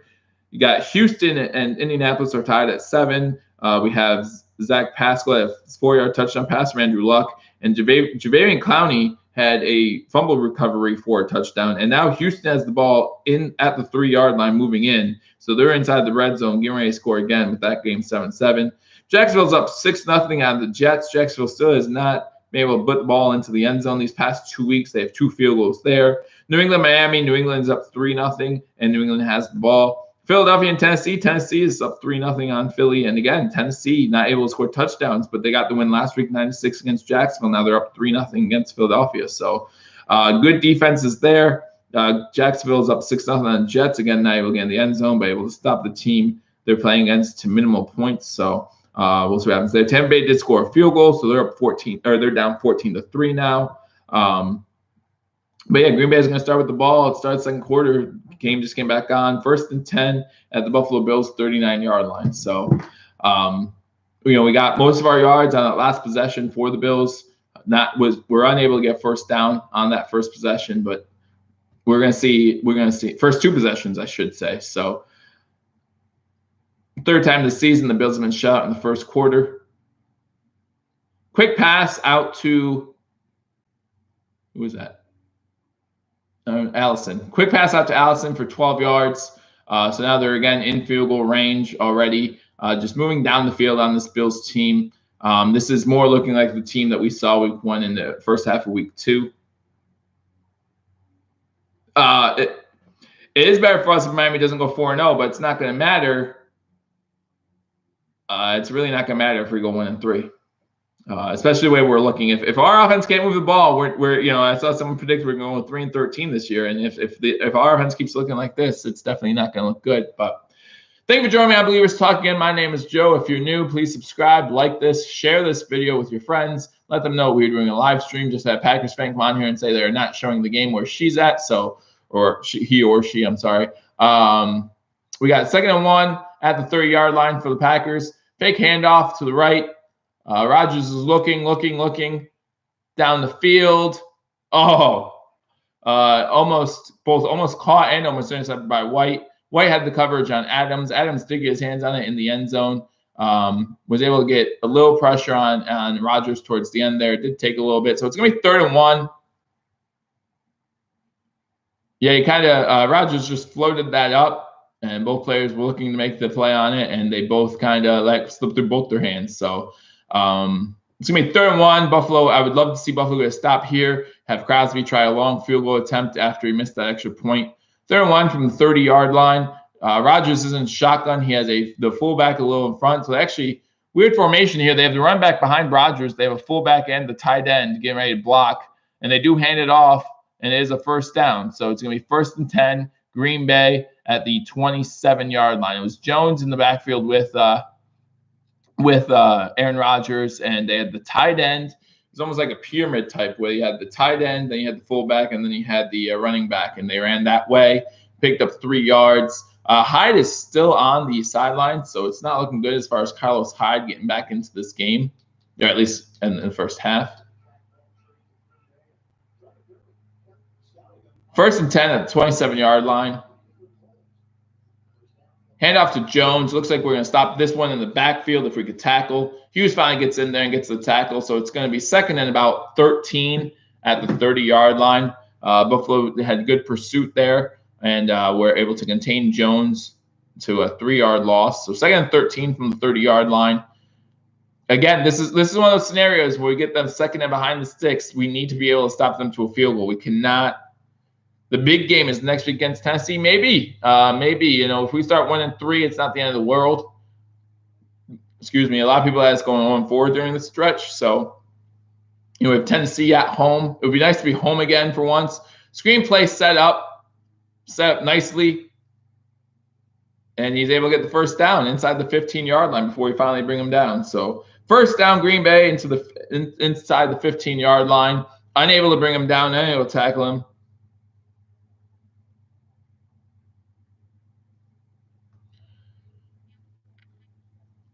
A couple missed tackles by the Bills there.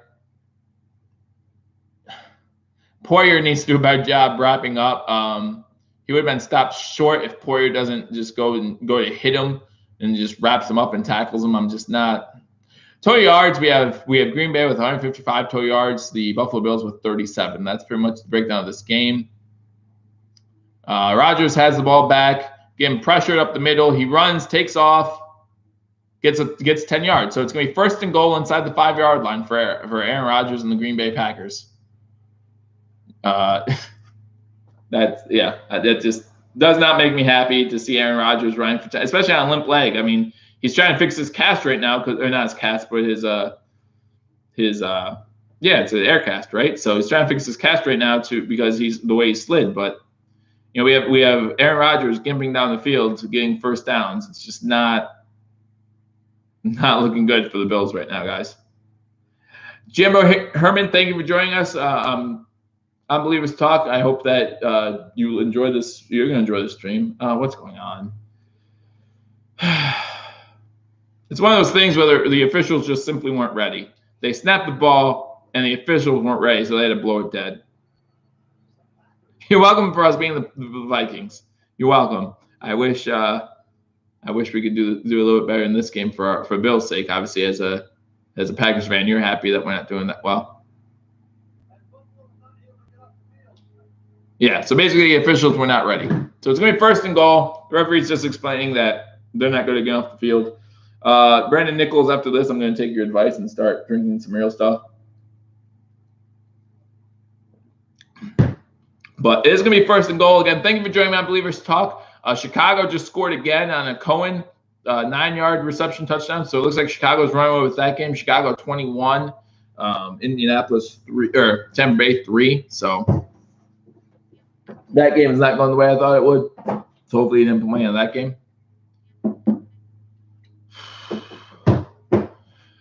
First and goal from the 4-yard line for the Green Bay Packers. Rodgers in shotgun formation has Jones to his left, hands it off to Jones, and he's in for the end zone, into the end zone for a touchdown. There's really little effort right now. Little effort being put in by the Buffalo Bills. There's no tackling. There's very little effort. It's very disappointing to watch right now. You would hope that Sean McDermott would have this team ready to go. Edmonds just comes into the gap, completely gets outran by is that Jones? Yeah, Jones into the end zone. So touchdown Packers, 12-0. That's Jones's first rushing touchdown of the season. And we have another extra point here for Mason Crosby. 11:05 left to go in the second quarter, and the Buffalo Bills now trail Green Bay Packers 13-0. And it's more looking like that 3-13 season. Big game this week, guys. Big game. And what do? We come out and show nothing. We have 30-some yards of total offense halfway through the second quarter. Well, 4 minutes into the second quarter. I mean, we got to show something. Packers start with the ball inside the second half. We need to score before the half. Need to score. Allen hasn't shown anything. He's had open receivers. He's overthrown them. We just weren't ready for this game.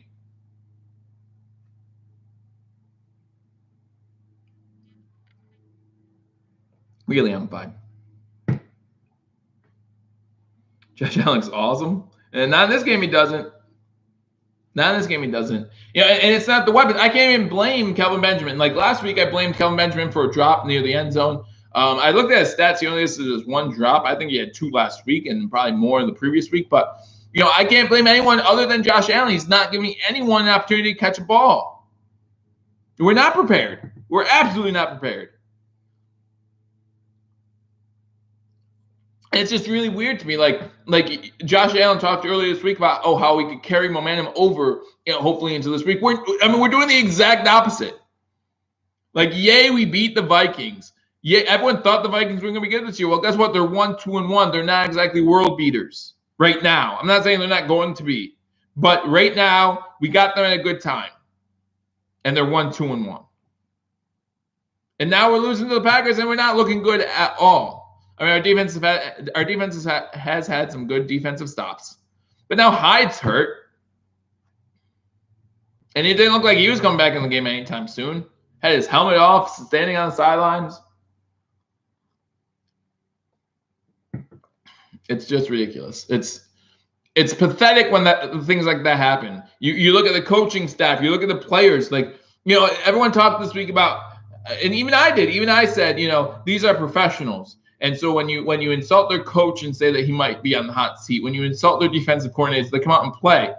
Why is that? Why can't you play with that heart, that drive, that passion every single week? You're getting paid millions of dollars to be one of the best athletes in your game in the world, and you have to be encouraged by the media to step up your game.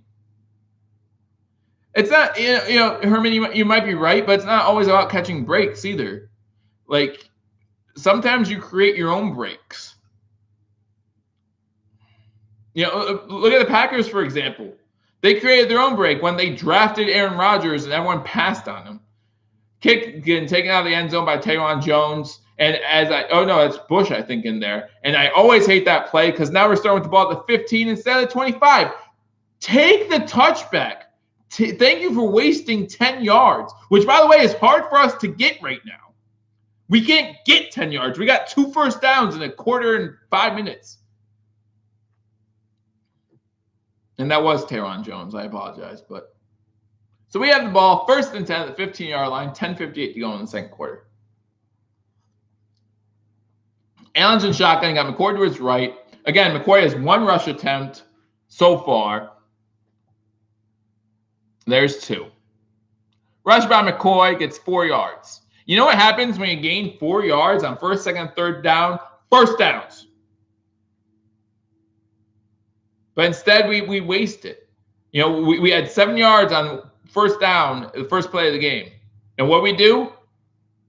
Waste it. Allen, we have to get Allen in rhythm. You know, I mean, he's obviously not in rhythm. And the sad thing is, he's 3 for 9 for 19 yards. The sad thing is, we've tried giving him open passes. The first pass of the game was a quick out to McCoy. He's in shotgun here. He's going to get sacked.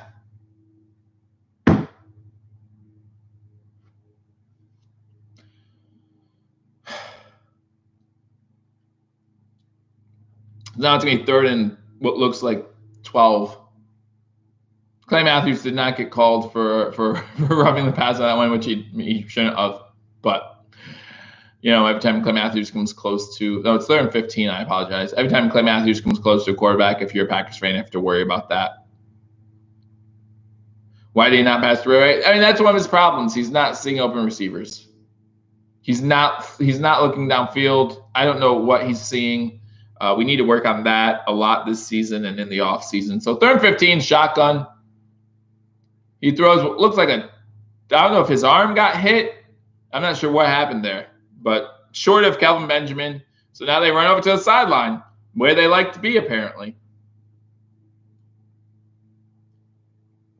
You know, they gotta love that sideline if you're the offense, because that's where you're staying most of this game. So another quick 3 and out. We'll put the defense back on there, and then fans will blame the defense for letting Aaron Rodgers torch him for 60 yards. Because they had a whole 30 seconds of rest. Why can't you get some air in those 30 seconds? You should be fine. And it's only Aaron Rodgers. Not one of the best quarterbacks in the league or nothing. Good punt by Jorges. Again, not fair caught for some reason, and special teams is down there quickly. So decent job. Our special teams has improved since week 1. That's fine. Three things are guaranteed. Well, not so far. He hasn't got a roughing passer. Game is over. It's looking that way unless our defense can create something. But it's definitely looking that way. We have, 2 first downs? We haven't looked. And again, I can't just blame, as I was just ranting about, I can't just blame this defense for, by the time they run over to the sideline, they're running back into the game. Like, that's just the way it is. Thank you for joining me on Believers Talk. My name is Joe. I'm sorry about this ranting and raving, but the Bills just look awful right now. They have no heart, no desire, no nothing. They're just not ready to play this game.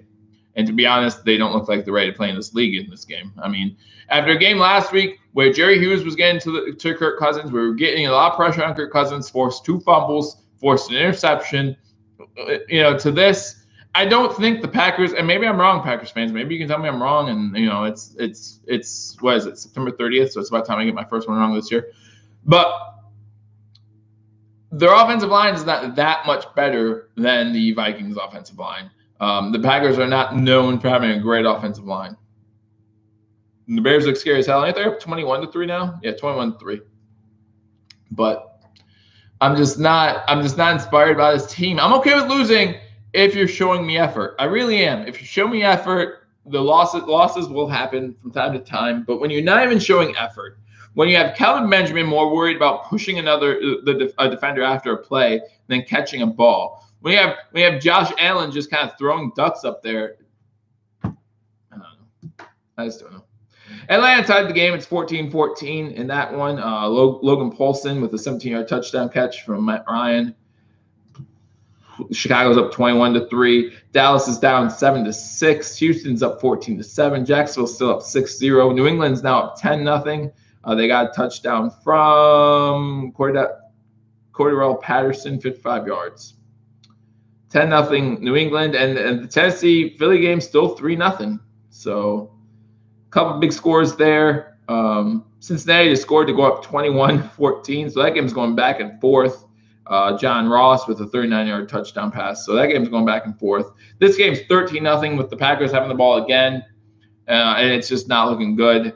You know, I'm not sure how other teams look. Like, I'm not sure how Tampa Bay looks. But like a game like Tampa Bay, at least you know Tampa Bay has an offense. If the Packers and Clay Matthews is a dirty player, well, maybe that's why he's trying to get away with putting all this pressure on all his weight on the quarterback. But man, 5 years ago, there's no way that's a penalty. First down, they run it with Jones. And one of our strengths this year so far has been our run defense, but not in this game. I'm not sure if that's due to the defense we're playing. Maybe we're trying to prevent a lot of passes downfield, which hasn't been working either anyway, by the way. But it's going to be 2nd and 4 on a 6-yard carry by Jones. 8:58 to go in the second quarter. Packers have the ball at their own 49-yard line.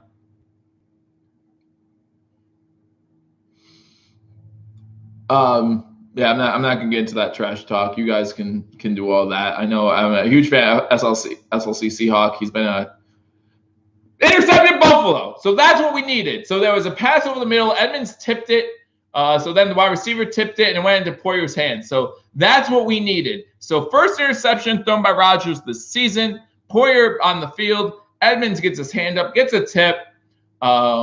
Which is something I'm surprised we haven't seen more of, to be honest. Everyone talked about Edmonds' limbs, So Edmonds tips a pass over the middle that was intended for Jimmy Graham. It then goes behind Jimmy Graham. He gets a hand on it, pops it up in the air, and Poyer intercepts the ball. So the Buffalo Bills will get the ball, and that's exactly what we needed. That's exactly what we needed. SLC Seahawk I'm a huge fan of his, and we've talked back and forth. I loved his videos. Are you still in retirement, SLC? I hope not. I hope not. But I hope everything's good with you, man. So we got 1st and 10 Buffalo inside Packer territory at the 49-yard line. Allen under center. Fake handoff. Going deep into double coverage. Like, what's he seeing? He throws it over everyone's head. It's incomplete, so it's 2nd and 10.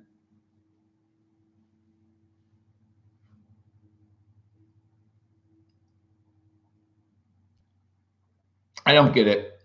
This isn't the preseason. This isn't like don't the coaches say, like, I get it. You just get a turnover. You want to step on the gas. 3 for 11, 19 yards. You want to step on the gas, but if it's not open, don't throw it. You're retired from that. Well, I'm sorry to hear that, but I'm glad you're joining me here on Believers Talk. Run to McCoy. McCoy's able to spin away from a tackle, get about 5 yards. So I hope all is good with you, SLC. I'm glad you're here. Thank you for joining me on Believers Talk. But Seahawks aren't doing as bad as someone has said. Their schedule looks like it's favorable though so far this year. I'm not sure what you think about that, but they beat Dallas. Who did they beat last week? Josh Allen is 3 for 10, I believe, for 19 yards at this point. But yeah, it's just not great. 3rd and 5. Allen in shotgun. McCoy to his right. 3 wide receivers bottom of the screen. Benjamin to the top of the screen. Gotta get Benjamin involved. Nice. Oh, incomplete. I was gonna say nice catch. Andre Holmes had the catch as he's falling to the ground and drops it. So 4th and 5. We waste a good opportunity. 3 and out again. The only good news about that is it does change field position. But that's it. And the defense comes back on the field. Carlos Hyde is still over there celebrating his interception by the time he has to get back on the field. Well, they still play Arizona twice. Oh, no, we're going for it. 4th and 5 from the 44. Why not go for it? Our offense has been so great. Timeout, Green Bay. So Green Bay calls their 2nd timeout of the half with 7:39 to go in the second quarter. 4th and 5. Allen wasn't shotgun. Looked like the Bills were going to go for it. And Allen's still on the field, so it definitely looks like the Bills are going to go for it. This team does need a spark. So, but yeah, the Seahawks still play 49ers without Garoppolo now, so maybe they got another win there. I'm not sure, but yeah, I knew from watching your videos, I knew your team wasn't going to be that great this season. And it's funny. Everyone's like, "Oh, they still have Russell Wilson." Well, need some more than that. Need something more than that. But now Allen comes out of the game, so now they thought better of it, I guess. They're gonna punt it. They're gonna prolong the agony, guys. Make Aaron Rodgers drive the whole field. 1 interception this year. Maybe we'll force another one. McCoy is done. How do we know if McCoy's done or not? We haven't even tried to run the ball. So far, he's averaged more than 4 yards a carry. Just so everyone's aware. So another punt inside the 15. The Packers will start with the ball. 1st and 10 at the 11-yard line. You know, McCoy, like, let's look at stats right now. We say McCoy's done. Do we want to give him a chance before we can prove it? 3 rushes, 11 yards. So he's averaging 3.7. Do you know what 3.7 yards is every play? 1st down. So how can we say McCoy's done? McCoy he has 11 yards. That's like half our offense at this point. McCoy's not done. This offense is done. Put McCoy on a good team. Put McCoy on the Rams. Everyone's out there talking about how the Rams, you know, if Woods was still on the Bills, why did we get rid of him? Why did we get rid of him? Because we have no offense. So when you have no offense, your offensive weapons don't look like they're that great. Then they go somewhere where there is offense, and guess what happens?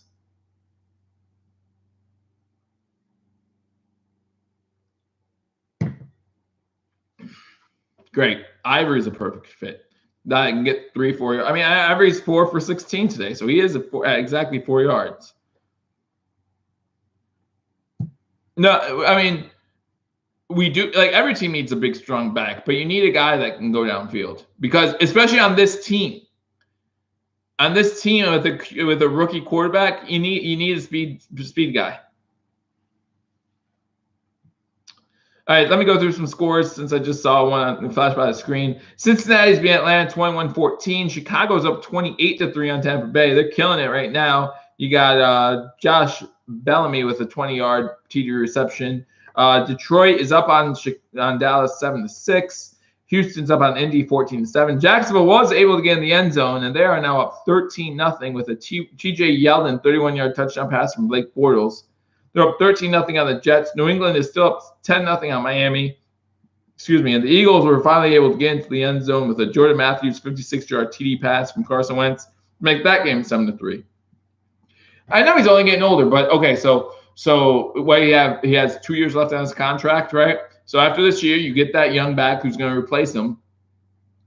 Or maybe we have that young back that's going to play. Maybe Marcus Murphy's that young back that's going to replace him. Maybe it's Taewon Jones. Who knows? But and then you have him for the last year of his contract, and then it's done. And then you don't have to worry about it. Or you get the young guy in the draft and you trade him, like something to that effect. Those things can happen. But we have him for this season. It's not like we're going to trade him this year because we get 0 value for him, especially with the way we're using him. 0 value. If he's not good running the ball with this offensive line, throw more screen passes to him. Because again, 1st down, nice little out route to him, 7 yards. 7 yards every play gets you more than a 1st down. It gets you moving downfield pretty quickly. 7:32 left to go in the second quarter. We're back from commercial break. 1st and 10 from the 11-yard line. Rodgers is in shotgun. Quick pass out to Adams for about 7 yards. Sorry, that wasn't Adams. That was Allison. 7 yards. So it's going to be 2nd and 3 for the Green Bay Packers. They are playing man cover 3, but that's McDermott's system. You know, he has that big cover 3 system. There is no run game. There's no offense. There's no offense at all. You have your quarterback who's going 3 for 10 for 19 yards. There's no offense. So 2nd and 3, 6:59 to go in the second quarter. They run the ball on 2nd down. It does not look like they got the first. Looks like it's going to be a 3rd and 1. Lawson and a bunch of people were able to stop him to gain about 2.5. So it's going to be 3rd and 1 from the 20.5-yard line. So defense needs to step up here. I've been saying that a lot so far this year. So defense just needs to keep stepping up, giving this team a chance. I mean, in order for this team to have a real shot, you gotta expect a defensive or special team score at this point in this game. Because again, it's 6:20 to go in the second quarter. The Packers do start with the ball in the second half as well. So we can't let them score a field goal or more here on this drive and then get the ball. Run is stopped at least initially. There is a second effort that gets them the 1st down. Because I don't know why. I don't know why we can't just tackle without letting them fall forward. We had them for like a half-yard loss, guys. Fernando Chambers, welcome. Not exactly a good time. I'm happy you're here, but yeah, we have them for a 2-yard loss. And then their offensive line keeps pushing. And their offensive line out muscles our defense. And they get a 1st down. So 1st and 10 at the 21-yard line for the Green Bay Packers. 5.5 minutes to go in the second quarter. Worst case scenario here, another run play to Jones, gets another 6 yards because we can't tackle at the line. Arm tackling, arm tackling, arm tackling. Tackle! That was a run by Williams.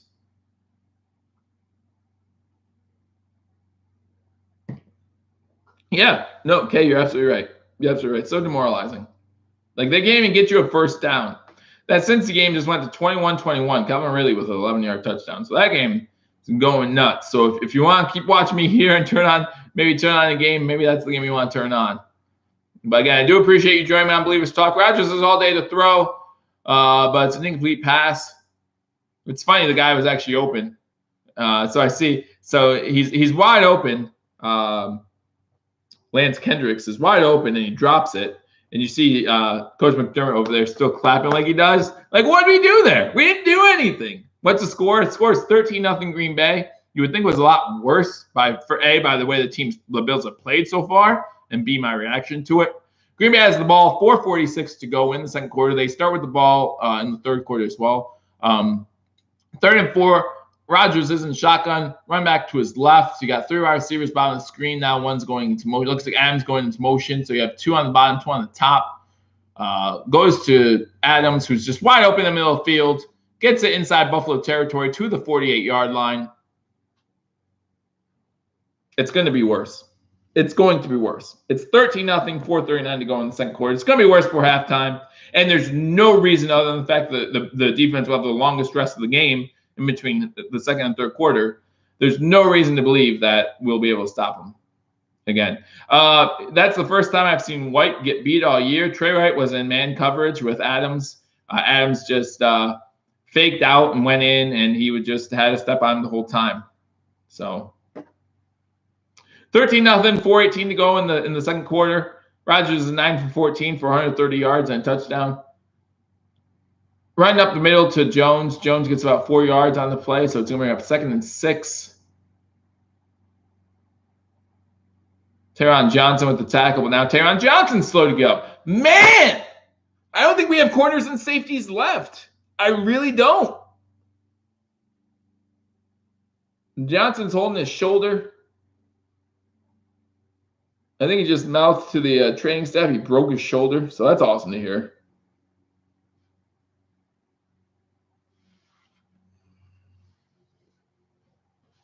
If you're a Packers fan, it would be nice to see Aaron Rodgers make a good comeback. And to be honest, the start of this year is not Rodgers' fault. I mean, you're talking about 6 touchdowns, 0 interceptions. I mean, look at week one.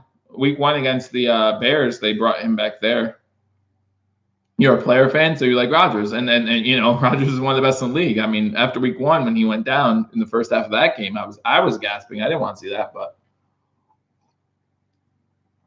yeah, we're looking at Bill's team. Taron Johnson is still down. We're looking at Bill's team. I don't know if we have any corners left. Honestly, I mean, Gaines is out.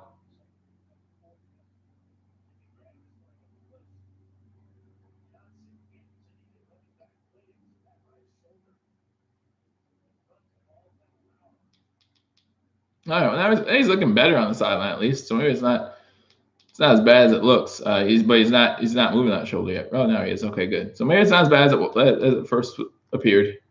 I hope not, because man, we just can't afford this. We can't afford it. I mean, Taron Johnson is not the greatest corner yet. Like, he hasn't proven himself as a good corner yet in the league, and we have to start him because we have no corners. Thanks, Vontae Davis. Corner blitz on Rodgers. We get there. Oh no, that was a safety blitz by Raphael. Nope, Tyrone Neal. Tyron Neal. That's how far we're going. Siren Neal. Sorry. Gets a sack on Aaron Rodgers. So it might be good enough for a long enough third down where they don't get it here. Maybe. There was no roughing the passer on that one. So it's going to be 3rd and 16.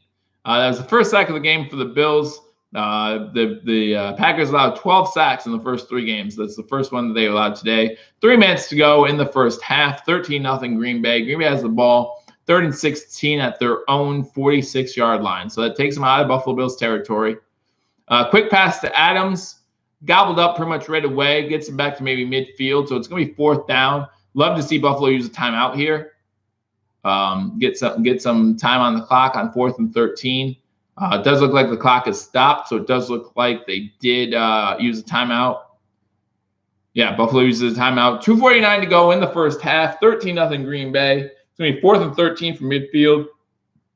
I mean, hopefully it's a touchback. I mean, there's no reason to think our offense can do anything.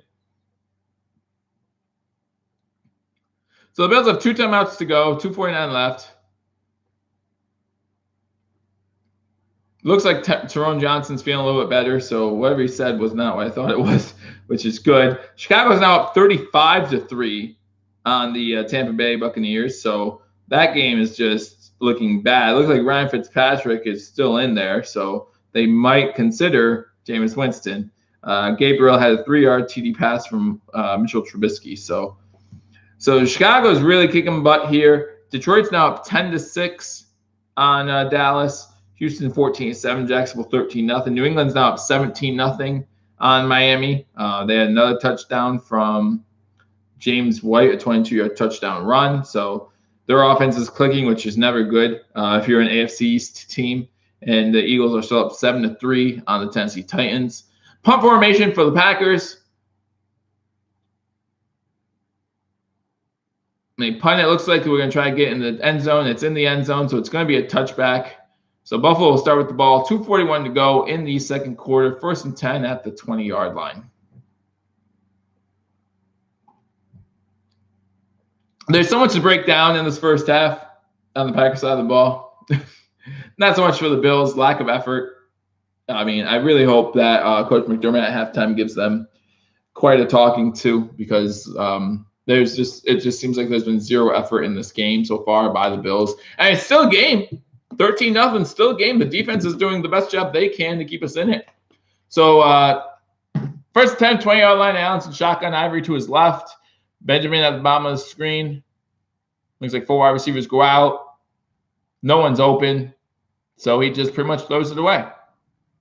Throws it away in the vicinity of Zay Jones. Yeah, I wish I could stream the game too. I feel like I'm a better announcer than these guys anyway. So they're going over the first 5 possessions. This is the 6th possession for the Bills. The first 5, 4 of them were 3 and outs, and one was 8 plays for 28 yards. Like, that's how bad it's been. We have one drive where we gained a couple first downs. 2nd and 10 from the 20-yard line. Again, Allen and shotgun, 3 wide receivers top of the screen. Ivory going to run with Ivory. Probably just, again, run out clock, right? Because there's no way we can move the ball, because that's a 2-yard loss. So you might as well turn around the clock. But here's the thing. The Packers, if they're smart, they're going to use a timeout here. No, the Bills use a timeout because we want to give Rodgers more time with the ball. On 3rd and 12, we've barely gained 12 yards all game. We're going to get it. Please tell me how. Tell me how.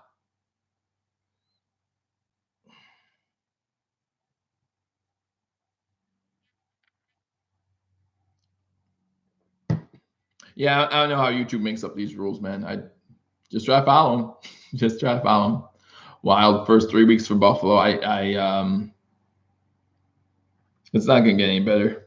Hey, Tampa Bay has the ball inside the red zone, so they might even score. But anyhow, Buffalo has the ball. 3rd and 12 at the 18. Allen's in shotgun. Ivory's with him in the backfield. Probably has an extra blocker, or maybe he's going up for a screen. Who knows? But anyhow, we got 3 wide receivers top of the screen. Allen's able to get away. He gets out of the pocket, puts his head down for some stupid reason, gets it to the 26-yard line before he's finally, the momentum stopped. Plays over, and there's a flag. This is so stupid. This is so stupid. I don't know who the flag's on. It's after the play. It might be on Green Bay. It might be on Buffalo. They both deserve one.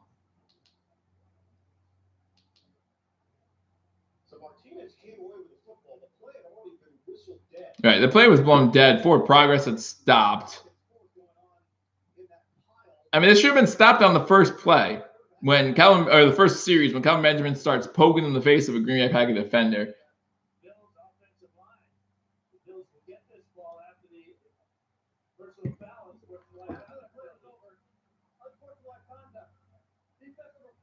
Number 50 for the defense. So that means the Bills get first down. That 15-yard penalty is the most offense we've had all day. So the Bills get a first down. Again, I feel like that penalty could have gone against either team.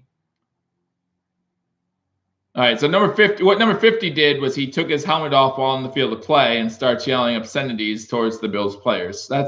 So number 50 for the Packers. The play was stopped, forward momentum, forward progress, all that had stopped. The play was blown dead, and then there's still a scuffle. Number 50 for the Green Bay Packers. Let me get his name for you real quick. Blake Martinez comes up with the ball and then just starts jawing. It's actually our third first down, Nichols. But yeah, I mean, pretty much, yeah. Offensive game plan is to hopefully get penalties. So it's a 2-minute warning. So I'll explain this probably better. I just don't know what to say though. Like, it's just ridiculous. Blake Martinez, after the play was stopped for forward progress, after Allen had an 8-yard run, came out with the ball, and so he starts yelling at the Bills players. Bills players start yelling back. And then Blake Martinez takes off his helmet, still in the field of play, and starts yelling something at the offensive line for Buffalo, and that led to the unsportsmanlike foul on him. So the Bills will have first down. 2 minutes to go in the first half. It's going to be 1st and 10 at the Buffalo Bills 41-yard line. So let's go through some scores as we're at commercial break. It's 1st and goal for Cincinnati at the 1-yard line, as that game's tied 21-21. Tampa still has the ball, 3rd and 9. They're inside the red zone, but they're down 35-3. Detroit's up 10-6. Houston's up 14-7. Jacksonville's now up 16-0. New England's up 17-0. Eagles are still up 7-3. So those are the scores of the early games. We'll go through some statistics from those games at halftime, as well as some statistics from the Packers. Not much to say about the Bills as far as statistics go at halftime. Really disappointing. Really disappointing when I'm even trying to run the. I mean, now inside 2 minutes, we're not going to try to run the ball all that much, obviously. But I mean, we have. I think we have 7 rush attempts, maybe 8 with that one from Allen. I'm sorry, 9 rush attempts all game so far. I mean, last week, if you recall, I think we had like 40 something. Let me check. Last week we had 38. This week in the first half we have 9. So I don't know if any of you are good with math. It's at 38. We're going to have 18 if they double that. So, I mean, sure, a lot of that was probably just to run out the clock in the second half, but you need to be able to be consistent on both sides of the ball. I mean, we're consistent. We are consistently sucking on both sides, both running and passing the ball. I mean, so that's good. The consistency's there, but I'm just not happy. Just not happy. Again, welcome to Believers Talk. If you are new, please subscribe, share this video. We will be going live for all Buffalo Bills games. Bills versus Packers. It's still a game. Surprisingly, it's still a game. It's 13-0. It's not like this game's over. It's not like this is the Tampa Bay Chicago game here. I cannot show the game, Balin War. I wish I could. Due to copyright rules, I cannot. They would shut my YouTube channel down. But so yeah, so right now Allen's 3 for 13. So shotgun formation, 1st and 10 after the 2-minute warning. Throw is short, so it's another incompletion. That one looked like it was intended for Robert Foster. There was no reason for that one to be short, other than Allen just not getting it there. Allen's arm strength. Yeah, Hyde's going back to the locker room, so that's not good. Yeah, just nothing's going well for Buffalo in this game. So to say that we're only down 13-0 seems like it's a good thing. Hyde is out. Hyde just went to the locker room. Hyde's been out since he hurt himself about midway through the quarter.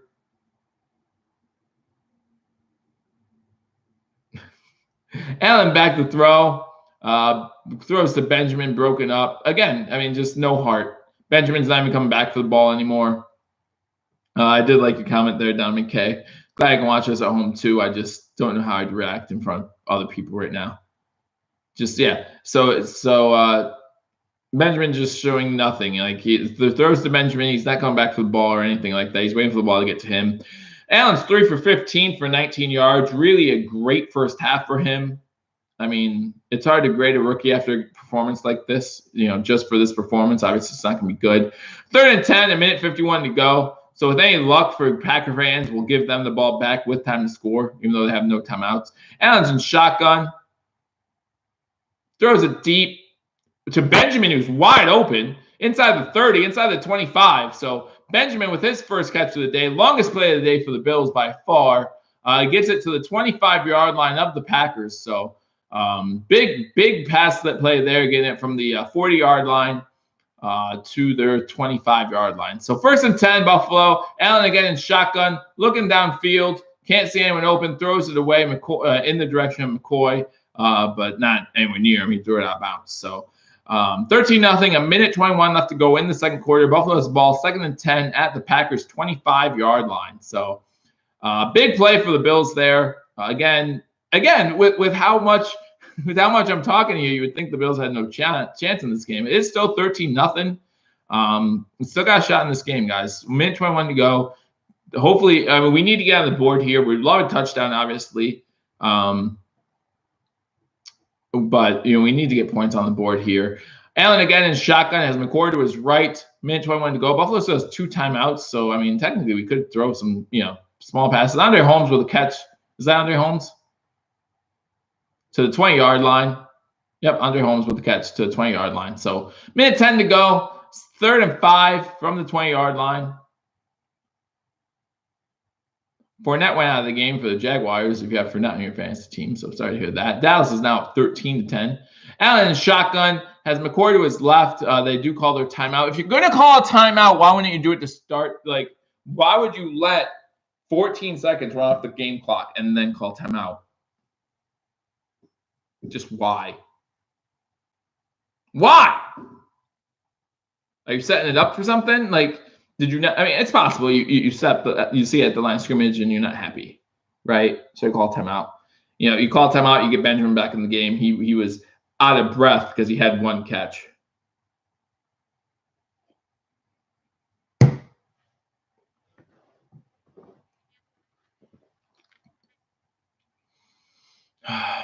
Yeah, Mitch Trubisky is really hot right now. Game's still 35-3, so Tampa didn't even score inside the red zone. They probably tried to go for on 4th down or something to get some points. But 2 for 8 on 3rd downs so far in this game. Got 3rd and 5 from the 20-yard line. Allen and shotgun, McCoy to his left. Again, we have 1 timeout left. There's no reason not to run McCoy or something like that. Just mix it up a little bit. But 3 wide receivers top of the screen, 1 to the bottom. Allen's blitzed right away. Stiff arm, gets away from it, throws it. And he just throws up a duck and it gets intercepted. And it looks like, okay. Yeah, he throws up a duck. He throws up a complete duck and it gets intercepted. He doesn't throw it away this time. He throws it to the middle of the field. The middle of the field. So they send a 7 on the blitz. He's able to run to the right. He stiff arms to get away from the blitz. Jones is open to start the play, but he can't see that. But then throws across his body.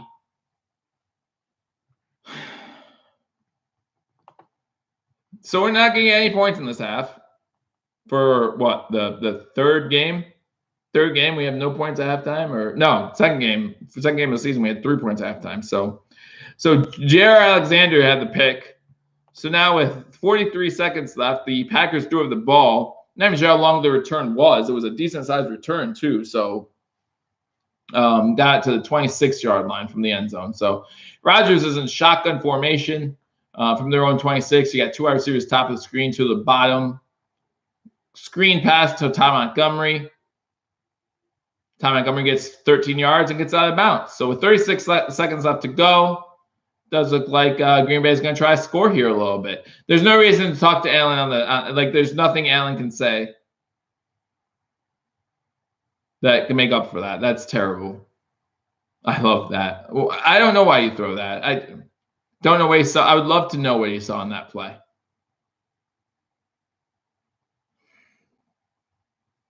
I don't know. 1st and 10 for the Packers at the 39-yard line. Again, Rodgers in shotgun. 2 wide receivers top of the screen, 1 to the bottom.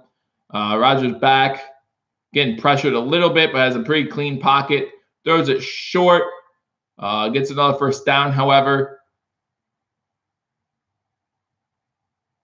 Gets out of bounds. It was Allison.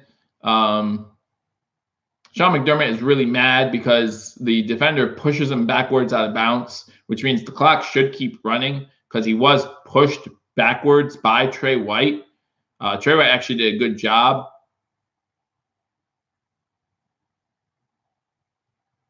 But yeah, I kind of agree with Sean McDermott on that play. Who picked it? Give me a second. I'll tell you. It was Jaire Alexander. Yeah, Jaire Alexander. Rodgers stepping up in the pocket, throws it deep, incomplete. Yeah, Jaire Alexander with the interception. So 1st and 10, Rodgers went deep. Our beast of a rookie. It wasn't like, listen, he was in the right place at the right time. There's nothing wrong with that. But it was a terrible throw by our rookie. So it's not like he made a great play on the ball. He caught a punt.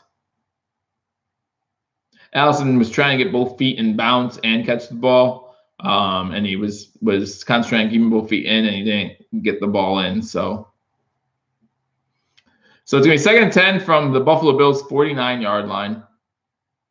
Rodgers with a quick out, but incomplete. So we're talking 3rd and 10 now. Yeah, this game's just really chippy for no reason at all. No reason at all. Maybe the Bills are – I would say the Bills are upset they're getting their butts whooped, but they don't seem to be. If they cared, they would play hard.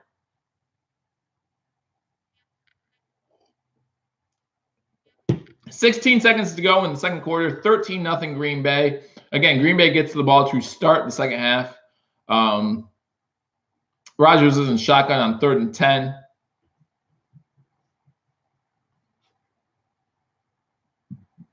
Rolls out. Pocket collapses. Rodgers runs for plenty of yards, gets them into field goal range before he steps out of bounds. 7 seconds to go. I mean, we're not stopping Aaron Rodgers.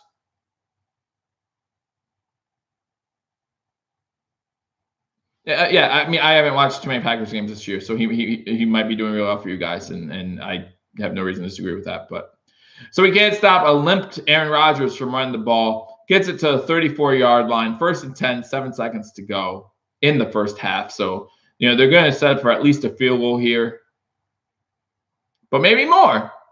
Maybe more. Woo! All right, so we got 3 wide receivers bombing the screen, 1 to the top. Rodgers in shotgun formation. Looks like the Bills called their last timeout, again, with 7 seconds to go. Maybe they saw something they didn't like, or maybe they made Rodgers and the Packers show their hand. But, yeah, Crosby's warming up on the sideline. Looks like they're at least getting a field goal attempt out of this play, out of this drive, after Allen throws a miserable interception. Nothing good has come from Allen in this game. We talk about wanting to see Allen progress. Well, he's definitely degressed. He's done the exact opposite in this game. All the hype surrounding him in the last game, all the hype surrounding him after that game, 2 rushing touchdowns, the throwing touchdown, that leap over bar, none of that is showing up in this game. He's 3 for 12, 3 for 13. Oh, no, I'm sorry. He did have a nice completion to Benjamin. Rodgers shotgun. Empty backfield, throws it up, and there was just a miscommunication between the quarterback and the wide receiver. I'm not sure if Rodgers thought he was coming back to the ball, but the wide receiver was streaking down the field. By that, I mean that was the route run. He wasn't naked. And so they're going to bring in Mason Crosby with 3 seconds left.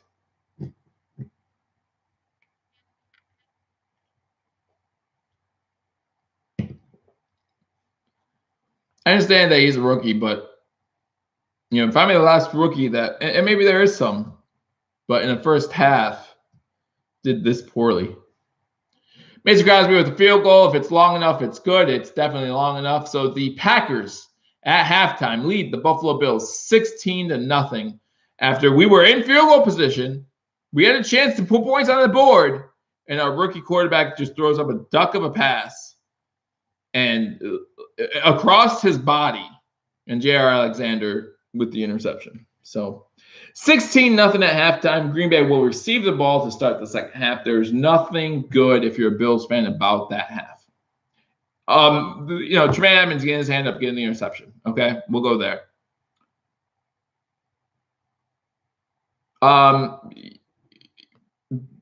How good does Tyrod look for Cleveland? I mean, I don't disagree with that. We got the best we could out of Tyrod. We're not here to win wild card games. I think Tyrod would be good enough to get a wild card game win. That's not what we're here for. Would he play better than what we're seeing today? Yes. But the question isn't would he play better today? The question is, would he play better than Josh Allen in 3 years? Tyrod was not good. Tyrod was never good. The best thing you can say about Tyrod is he's not going to lose you games. We had 3 games last year where he threw for less than 100 yards. 3. And 1 game where he threw for over 200 yards when they were down by 30 to the Jets. Tyrod was not good. If you're a Bills fan, you know that. He was fine. Let's say he was fine. We never have a pocket passer. Allen can be the pocket passer, man. He can be. I believe that. Allen can be a pocket passer. Now we're going Tyrod is a great backup. Whew. Good. I was about to go nuts. Tyrod is a good backup. But that's the best he is. Again, I think we saw the best we could from Tyrod for a whole season. I actually think Tyrod's first season with Buffalo was his best season. But that was wasted with Rex Ryan. So, but anyhow, it's halftime. It's 16-0. If you're a Bills fan, not that great of a first half. We'll go over some stats. Like I said, we'll go over some scores from around the league. I'm going to go over some scores first because I don't know if I can do stats right away. I just don't know. So you got the Cincinnati Bengals up 28-24 against Atlanta. That game's at half. The Chicago Bears are up 35-3 with 43 seconds to go in the second quarter. Dallas is up 13-10 on Detroit at halftime. Houston's up 21-7 on Indianapolis. They got a touchdown from DeAndre Hopkins with a 5-yard TD pass from Deshaun Watson. The Jaguars are still up 16-0 on the Jets. That game is now in the third quarter. The New England Patriots scored another touchdown before the half. Dorsett with a 9-yard TD pass to make it 24-0 against Miami. And the Eagles scored a field goal to make that game 10-3 as they're at the half. So those are your 1 o'clock game scores. We'll go into I'll say some stats from this game. When I look at the Green Bay side of the ball, there will be some stats there. So we'll call them stats. All right, so here's some stats from this game. We're going to start with Buffalo side of the ball because this won't take long. Got Josh Allen's 5 for 19, 58 yards with that 1 interception. He's been sacked once. Rushing the ball, we have Chris Ivory, 5 rushes, 14 yards. LeSean McCoy, 3 rushes, 11 yards. Josh Allen, 1 rush, 8 yards. So we have 9 rushes for, what would that be? 33 yards. So that's 3.5 yards a rush. So that's 3.6. So that's worth giving up on, right? 3.6. What's that give you? Only a first down every 3 plays. Kelvin Benjamin with the 1 catch, the biggest highlight for the Bills so far on offense. 1 catch, 34 yards. Charles Clay has a catch for 10 yards. So LeSean McCoy, leading receiving as far as reception goes, with 2 for 9 yards. Andre Holmes has a catch for 5 yards. Taywon Jones has 2 kick returns for 37 yards. Bajorga is, again, our best player for 3 out of the past 4 weeks with 5 punts, 213 yards, 2 of those inside the 20-yard line. Defense, we have that interception. That's pretty much it. By Poyer, I meant, not Hyde, because Hyde's out. Poyer has an interception, and Siren Neal has the 1 lone sack for the Bills in the first half. So, again, though, listen, I know I'm talking poorly about the Bills, and there's no reason to think that there's anything else to say about the Bills after that terrible performance in the first half. Still a 2-possession game, guys. 16-0. If Sean McDermott can make this team believe, there's still time. There's still time. We can make something happen. The defense has actually been playing pretty decent. I mean, to hold the Packers with 16 points isn't that bad at all. So I'm not upset with the defense all that much. The offense is just miserable. And to Green Bay's credit, they're taking advantage of that. And it starts with the first drive. Get 7 yards on first down, and you can't pick up a first down, you go 3 and out. That's not acceptable. That's just not acceptable. So, yeah, so you go to the Green Bay Packers side of the ball. You have Aaron Rodgers, 12 for 20, 158 yards, a touchdown and an interception. You have Aaron Jones has 5 rushes for 39 yards and a touchdown. Aaron Rodgers has 4 rushes for 29 yards. Aaron Rodgers, 4 rushes, 29 yards, 7.3 yards per carry. And you know what? Aaron Rodgers is a mobile quarterback when he's healthy. So I give him credit for that. But he's not healthy right now. He's running on gimp leg, and we still allow 4 rushes for 29 yards. His rush is what got him in the field goal range to get that last field goal. So, anyway. So then you got Jamal Williams getting 7 carries for 23 yards, and Ty Montgomery has two carries for 13 yards. Receiving the ball, their leading receiver is Ty Montgomery, 2 catches, 59 yards. Devontae Adams has 4 catches for 49 yards. You got Geronimo Allison with 3 catches for 28 yards. Aaron Jones has a catch for 17 yards, and Jimmy Graham has 2 catches for 8 yards and that touchdown. Crosby's 1 for 1 on field goals, 1 for 2 on extra points. As far as defense goes, both Clay Matthews and Perry have half a sack. And then Jared Alexander had that interception at the end of the half when we had potential points on the board. You can't throw that ball. I mean that, to me, that's even worse than a rookie mistake. You know, if there's such thing as worse than a rookie mistake, that was it. You can't throw that ball. In college, you can't throw that ball. There's no point you can throw that pass. You're out of the pocket. Throw it out of bounds. You know, try to run maybe. Anything but throw that pass. You know, I just don't get it. So, man, welcome to Believers Talk. If you are new, please hit that subscribe button. You know, hasn't been a great game for the Bills, but last week was a lot of fun. And you know, there's still playing time in this game, and the Bills aren't out of it. You would. Yeah, no, Ban War, you're absolutely right. Like, again, 38 rushes last week. 38 rushes. And this defense allows almost 125 rushing yards a game. And we're a rushing team. Like, let's be honest about it. We're a team that runs the ball. 9 rush attempts in the first half, and one of them wasn't even supposed to be a rush attempt. It was Allen.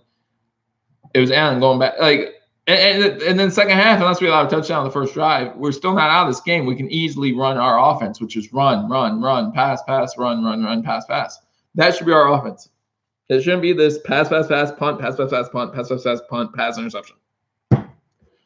It should not be our offense at any time. So, but what do I know? I'm just a fan. Just a fan here, guys.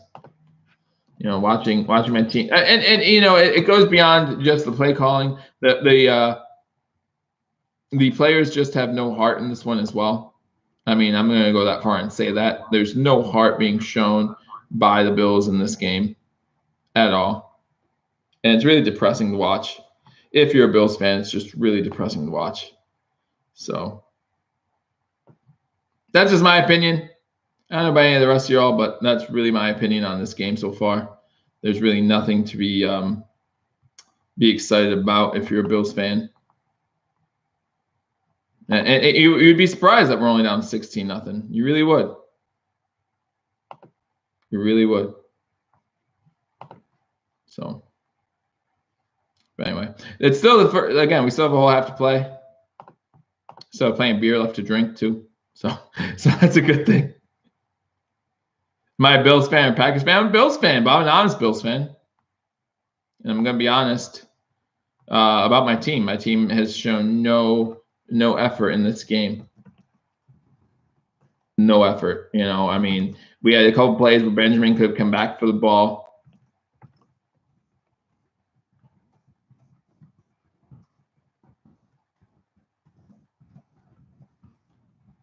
I mean, this isn't. And if you were here for my Baltimore game, if you were here for the Bills Baltimore game, if you were here for the Vikings game, I'm saying where's my head at right now?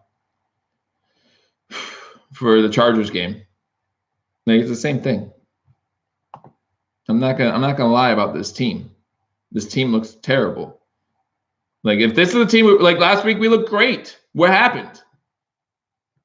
Last week we looked great. What happened? I just don't know what happened. We're happy with having one win this season. We're happy we're not going to be an 0-16 team. Is that what happened? But anyway, so yeah, we're inconsistent. Again, they talk about, you know, maybe last week we showed effort because of everyone talking about how Sean McDermott might be on the training block, or the whole Leslie Frazier situation, or Vernon Davis walking out at us. Maybe that gave us a reason to show a little more heart. But why can't you show that heart every game? Why can't you show that passion every game? If that's all it was, like, you are an NFL athlete. Packers defense is slightly underrated, and Josh Allen got too hot. Maybe that's it. Maybe Josh Allen just got a little bit full of himself. I mean, he is what, 5 for 500 in this game, so yeah, 5 for 19. So who knows? I mean, truth be told, our defense is actually looking pretty good. Tremaine Edmonds getting his hand on that ball, and forcing that interception was huge. You know, there were a couple plays where, you know, Milano, I don't even think if Milano sticks with Ty Montgomery on that one play up the sideline, Ty Montgomery is too fast for Milano to stick with anyway. So, you know, Milano would, or Trey Montgomery would just beat him downfield. Ty Montgomery would just beat him downfield anyway, I think. You know, but, and I don't know, I mean, the Packers secondary is, I actually think the Packers secondary is really good, which is another reason why I'm confused why we haven't passed the ball more, or ran the ball more. I mean, you know, especially with one of your best run stoppers out of the game. You know, Wilkerson being out is huge, and we haven't even taken advantage of that. Can you imagine what this game would be like also if Randall Cobb was in this game? I feel like this game would be way out of hand if Randall Cobb was in this game. That's just my personal opinion, but yeah, I just don't know who. I mean, they just showed the highlight of the Allen interception, and there's no Bill in the picture until after Ty Williams is calling for his fair catch to make the pick. He didn't really call for a fair catch, but you get my point. Like, there's just no Buffalo Bills player in the picture. So, but we are back for the second half. Again, the Packers will start with the ball. That defense really needs to come out, hopefully make a statement for the Buffalo Bills. I really wish we had receivers. Again, I can't even blame the receivers in this one. Josh Allen needs to get the ball to the receivers. And it's not, you know, there were a couple plays where we even talked here on the chat that Ray McLeod was open, and he just didn't throw it his way. Charles Clay was open, and he overthrows him by 5 yards. It's just little things like that. And you know, the Charles Clay play, that's 6 yards. But that's 6 yards, you know, so you don't think it's much. But that's, you know, instead of 2nd and 10, it's 2nd and 4. There's a big difference there. Kick goes into the end zone. They kneel it in the end zone, so it's going to be a touchback. So the Packers will start with the ball. 1st and 10 at the 25-yard line to start the third quarter. I'm going to see if they update us on Carlos Hyde at all.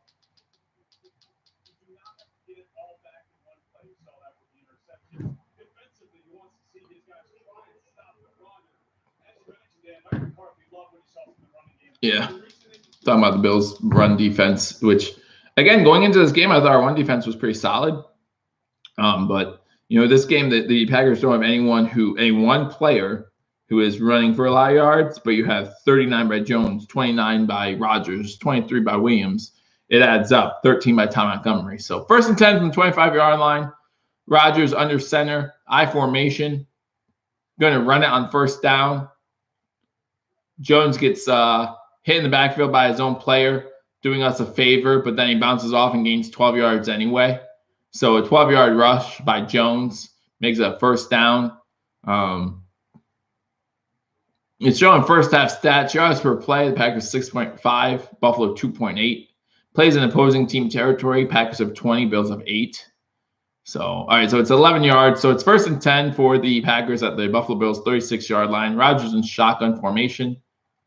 quick pass out to oh wow. I thought that was a fumble for a second, but it wasn't.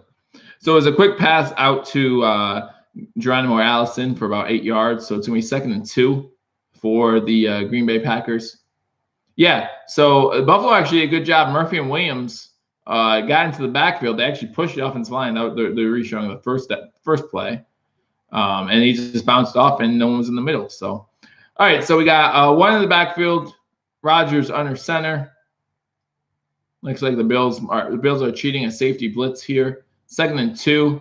Quick pass to Allison. Allison beats who's on Allison over there? I don't even know anymore with our corner. Is that Johnson again? Beats Johnson to the outside. Gets about 15 yards on the play. Just a quick pass right to Allison. Allison makes the first defender miss. No one else is there. Gets them to about the 40-yard line. So 1st and 10, Green Bay at the Bills' 40-yard line. At the Bills' 39-yard line. So 13:30 left to go in the third quarter. Moving down the field here. I don't think Marcus Murphy was a big loss at all. I really don't. What are we going to do, run him 2 more times? Past 3 games, he's been our third running back. So, we're like, is that why we're not running the ball? Because our third running back's out? First down pass to Rodgers, incomplete to Allison. Allison just can't. That's going to count as a drop towards Allison. Came back for the ball, got his both hands on it, just couldn't pull it in. So it's going to be 2nd and 10. Looks like the Packers sideline wanted a holding call. It's Lewis that's on him, not Johnson. So it's Lewis. So, but there was no holding. So it's going to be 2nd and 10 from the Buffalo Bills 39-yard line. Rodgers in shotgun formation. Looks like he has Jones to his right. 2 wide receivers to the top of the screen, 2 to the bottom. Jones then moves to his left. 13-12 to go in the third quarter. Throws a pass to Adams.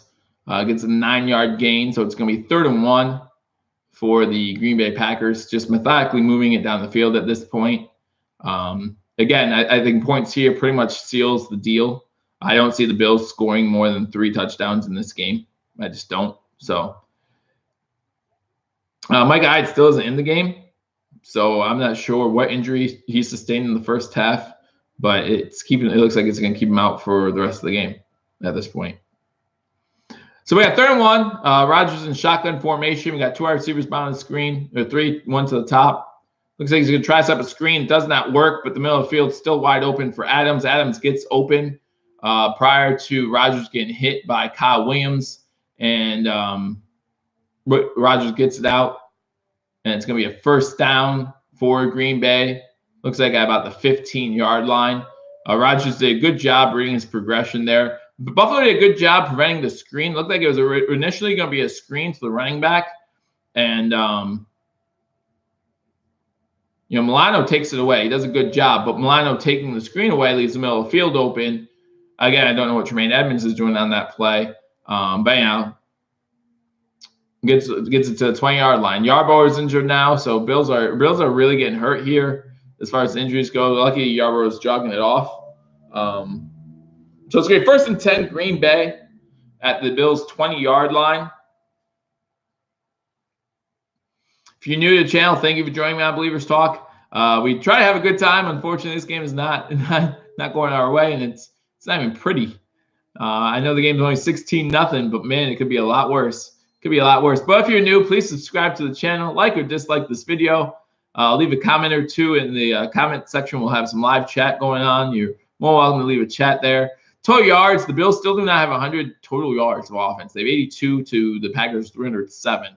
So that's what I mean by like 16-0 feels like forever and nothing because it's just bad. So 1st and 10, Green Bay, handoff up the middle to Jones. Jones gets about 2 yards. So it's going to be 2nd and 8.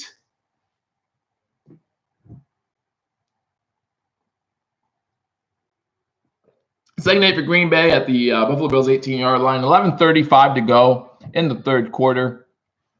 Again, with the game 16-0. Rodgers is in shotgun formation. They have 2 trips in the red zone today, both of them in touchdowns. Again, going back to the first 6 quarters of this game, six quarters of the season, where the Bills were allowed opposing teams in the red zone 9 times, allowed 9 touchdowns. So, our red zone defense definitely needs to get better. Pass to Jimmy Graham is incomplete. So it's going to be 3rd down for the Packers. Maybe we could try to stop them to a field goal here and keep this within 3 touchdowns at least. But we'll see. So 3rd and 8 for Green Bay. Green Bay is currently 3 for 3 on 3rd downs when passing the ball. That's good to know. Shotgun formation, 3 receivers, top of the screen, 1 to the bottom. Sack coming. Rodgers is hit quickly, and he's forced to throw it fast, and it goes into the ground incomplete. So it's Edmonds came in on the linebacker blitz, got to Rodgers in a hurry, and that forced Rodgers to rush his throw. He got hit as he threw, and the ball went into the ground. No roughing the passer, which is something you always have to worry about when talking about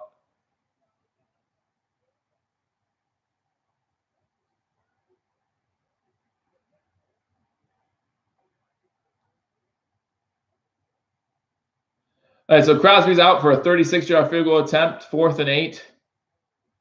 Good job by the defense. Again, stopping him to a field goal here. I mean, good job. I didn't see them scoring more than 0 touchdowns. The way the offense is looking, a shutout here wouldn't be a shock. Let's see how they come out in the second half. Let's see if they come out with a little more fire in the second half, right? I mean, obviously we can do it. We did it last week. We scored 27 points in the first half last week. So let's see what we do coming out with the ball here for our first drive in the second half. Bills rule out Michael Hyde with a groin injury. So Micah Hyde will not be back in this game, has a groin injury. So I thought I'd pass that news along. So it's 19-0 Buffalo. Or I wish. 19-0 Green Bay. 11-17 left to go in the 3rd quarter. Let's go through some other scores that are back from halftime. Cincinnati, Atlanta still going back and forth. Atlanta has the ball inside the 10-yard line, 28-24. As there's 12 and a half minutes to go in the 3rd quarter in that game. Chicago 38-3 over Tampa Bay. Dallas is up 13-10 over Detroit. Houston's up 21-10 over Indianapolis. Jacksonville's up 18-0 over the New York Jets. New England's up 24-0 over Miami, and Philly's up 10-3 over the Tennessee Titans, with the Eagles having the ball in the red zone. So, a couple scores there. The 4:00 late games, you have Seattle, Arizona, Cleveland, Oakland, San Fran, LA Chargers, New Orleans, New York Giants. So, those are some games you can look forward to in the afternoon session, 4:00 games. So, just not going back to the Bills game, 19-0. Again, with 11-13 going in the 3rd quarter, but 19-0 is not.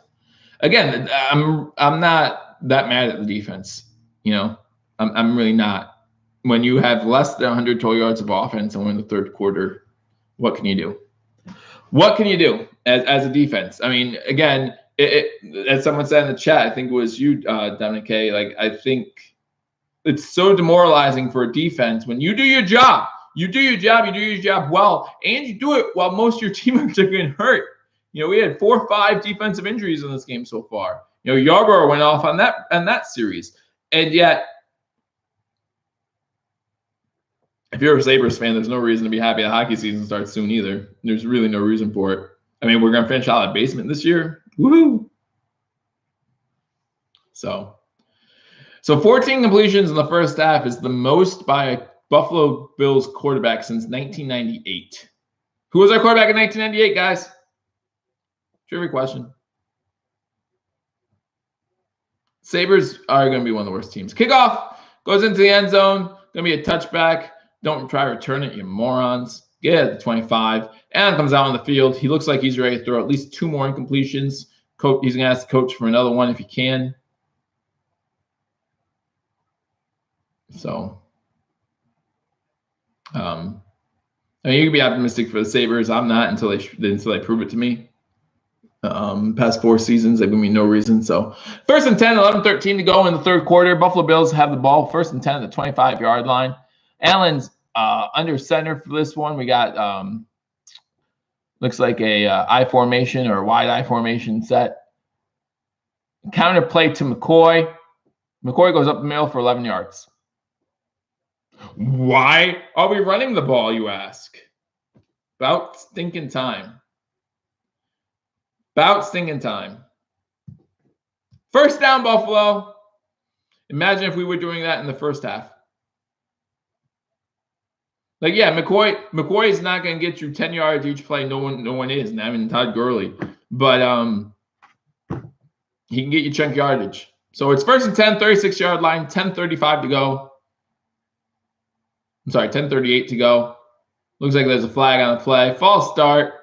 So we're going to start with our offense behind the sticks here, make it 1st and 15 because, you know, we just picked up a first down. We don't want to gain too many yards at once, guys.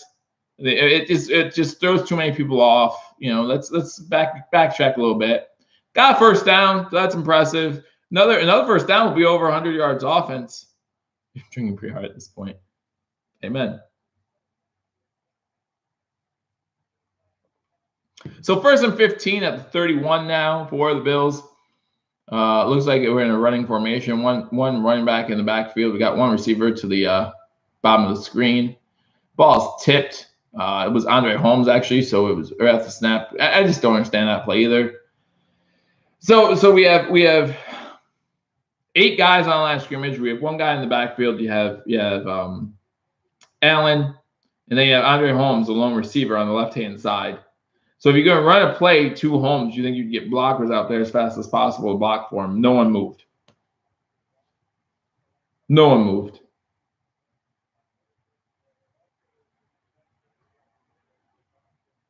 Second and 12, 9:40 to go. At least we gained some yards on that play. We get 2nd and 12. Pass out to, looks like Kyrie Lee. So first reception for Lee in this game.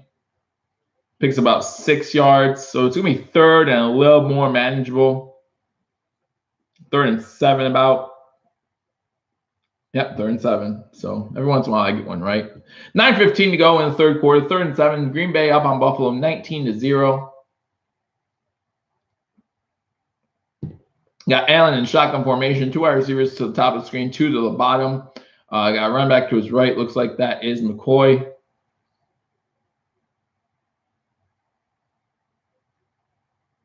Pockets open. Nice pass to Charles Clay up the middle. Charles Clay gets inside Green Bay territory to the 44-yard line for a first down. 8:40 to go in the 3rd quarter. Buffalo down 19-0. Moving the ball a little bit now. Charles Clay gets it into Green Bay territory with a nice completion there. Looks like the defense was drawn to the fake screen, or McCoy looked like he was going out for a screen. So the linebackers went towards him, leaving the middle of the field open for Charles Clay. So that's Charles Clay's 2nd reception for 27 yards now. When we select Nick Bosa. Well, Nick Bosa's out for a little bit for Ohio State, so that might lose him some draft equity, unfortunately. 1st and 10, Allen under center. 8 minutes to go. Fake handoff to McCoy. Passes to McCoy, but there's a flag in the backfield. This is going to be against the Buffalo Bills here. Because again, we got a first down. We got to go back a little bit. You know what I mean? Like, again, we can't do too much at once. That one's going to be on Kyrie Lee. Looks like it's a holding on Lee. So it's now going to be 1st and 20 after McCoy gained 7 yards on first down.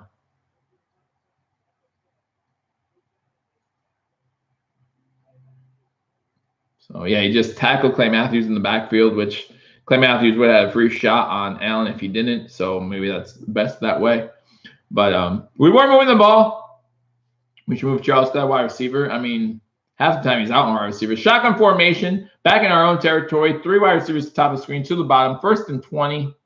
Yeah, Charles Clay's out on wide receiver formation this time. So Allen's going to try QB sneak. Gets crushed for a half-yard gain, though. So we're gaining more yards. That's a plus.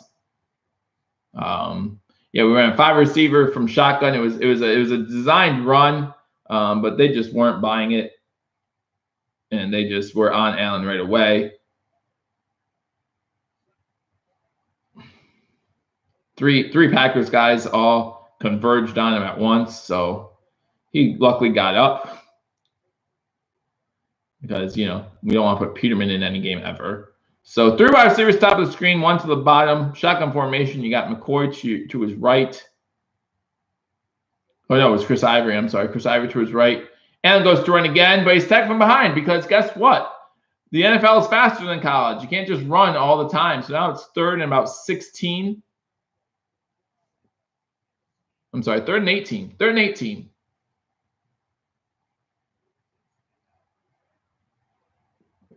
Yeah. Instead of trying to get 7-8 yards, make it a little more manageable, tries to outrun Clay Matthews when he's at a dead stop and Clay Matthews is running.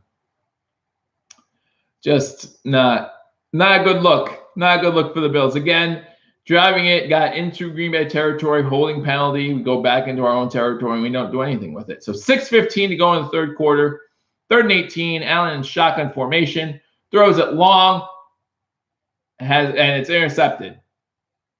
It's intercepted. He's down. Him and Kelvin Benjamin had a huge collision. Kelvin Benjamin's down. Not getting up. Kelvin Benjamin's down, and he's not moving all that much. So going to be one of those concussion protocol type situations for Kelvin Benjamin. He had Kelvin Benjamin open, but number 21.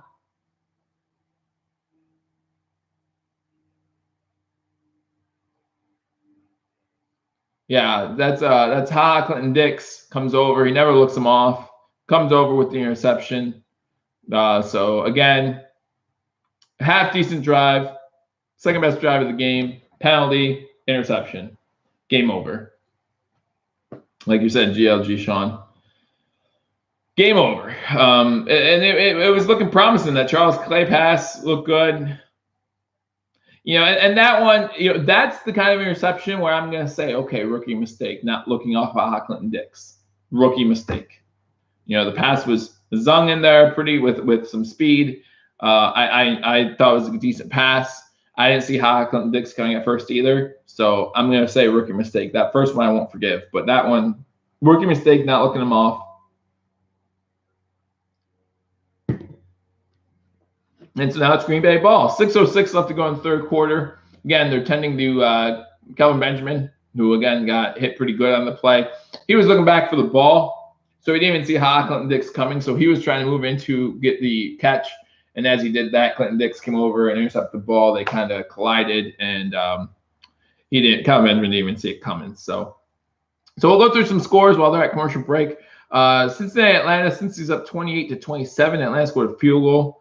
So that's a 1-point game. Chicago is now up 45-3 on Tampa Bay. I can't imagine them sticking with. In fact, Jameis Winston's now in the game, but I can't imagine them sticking with Fitzpatrick after this.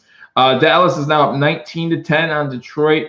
Houston's up 28-10 on Indianapolis. Jacksonville's up 18-0 on the Jets. So the Jets threw the ball in the red zone.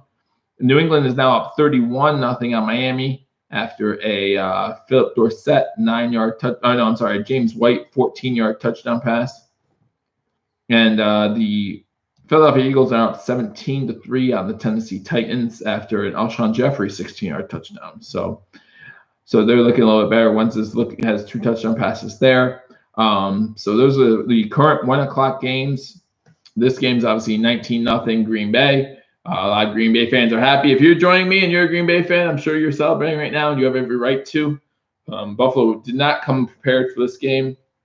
And that doesn't just speak to how terrible Buffalo looks. That speaks to Green Bay.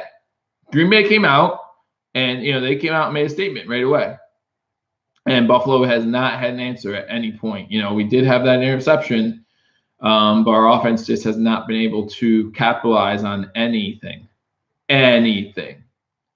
So the Packers have the ball, 1st and 10, 6:05 left to go in the 3rd quarter, 19-0. But the Packers have the ball at their own 30-yard line. So, and again, that shows you like we were moving the ball decently at least. Defense got a little bit of time to rest, so maybe that's better. But Rodgers is under center. You got one running back in the backfield. Looks like that's Jones again. Fake handoff to Jones. Gonna go. Oh, it looked like he was going to go deep. Goes underneath, and by underneath I mean it's only a 25-yard gain to Allison. Gets the ball inside Buffalo territory to make that 1st and 10 again. So it's going to be 1st and 10. Green Bay. They looked like they were going to go for the kill shot, go deep. but that must not have been open. And so Allison was doing a 20-yard in route, hit that for a nice 22, 23-yard gain. So they have the ball 1st and 10 at the Buffalo Bills 43-yard line. Rodgers in, shotgun, hands it off to Jones. Jones has a little bit of a lane, gets about 6 yards, 6 or 7 yards to make it again 2nd and short. Again, going into this game, I thought the middle of our defense, as far as our run defense was concerned, was solid.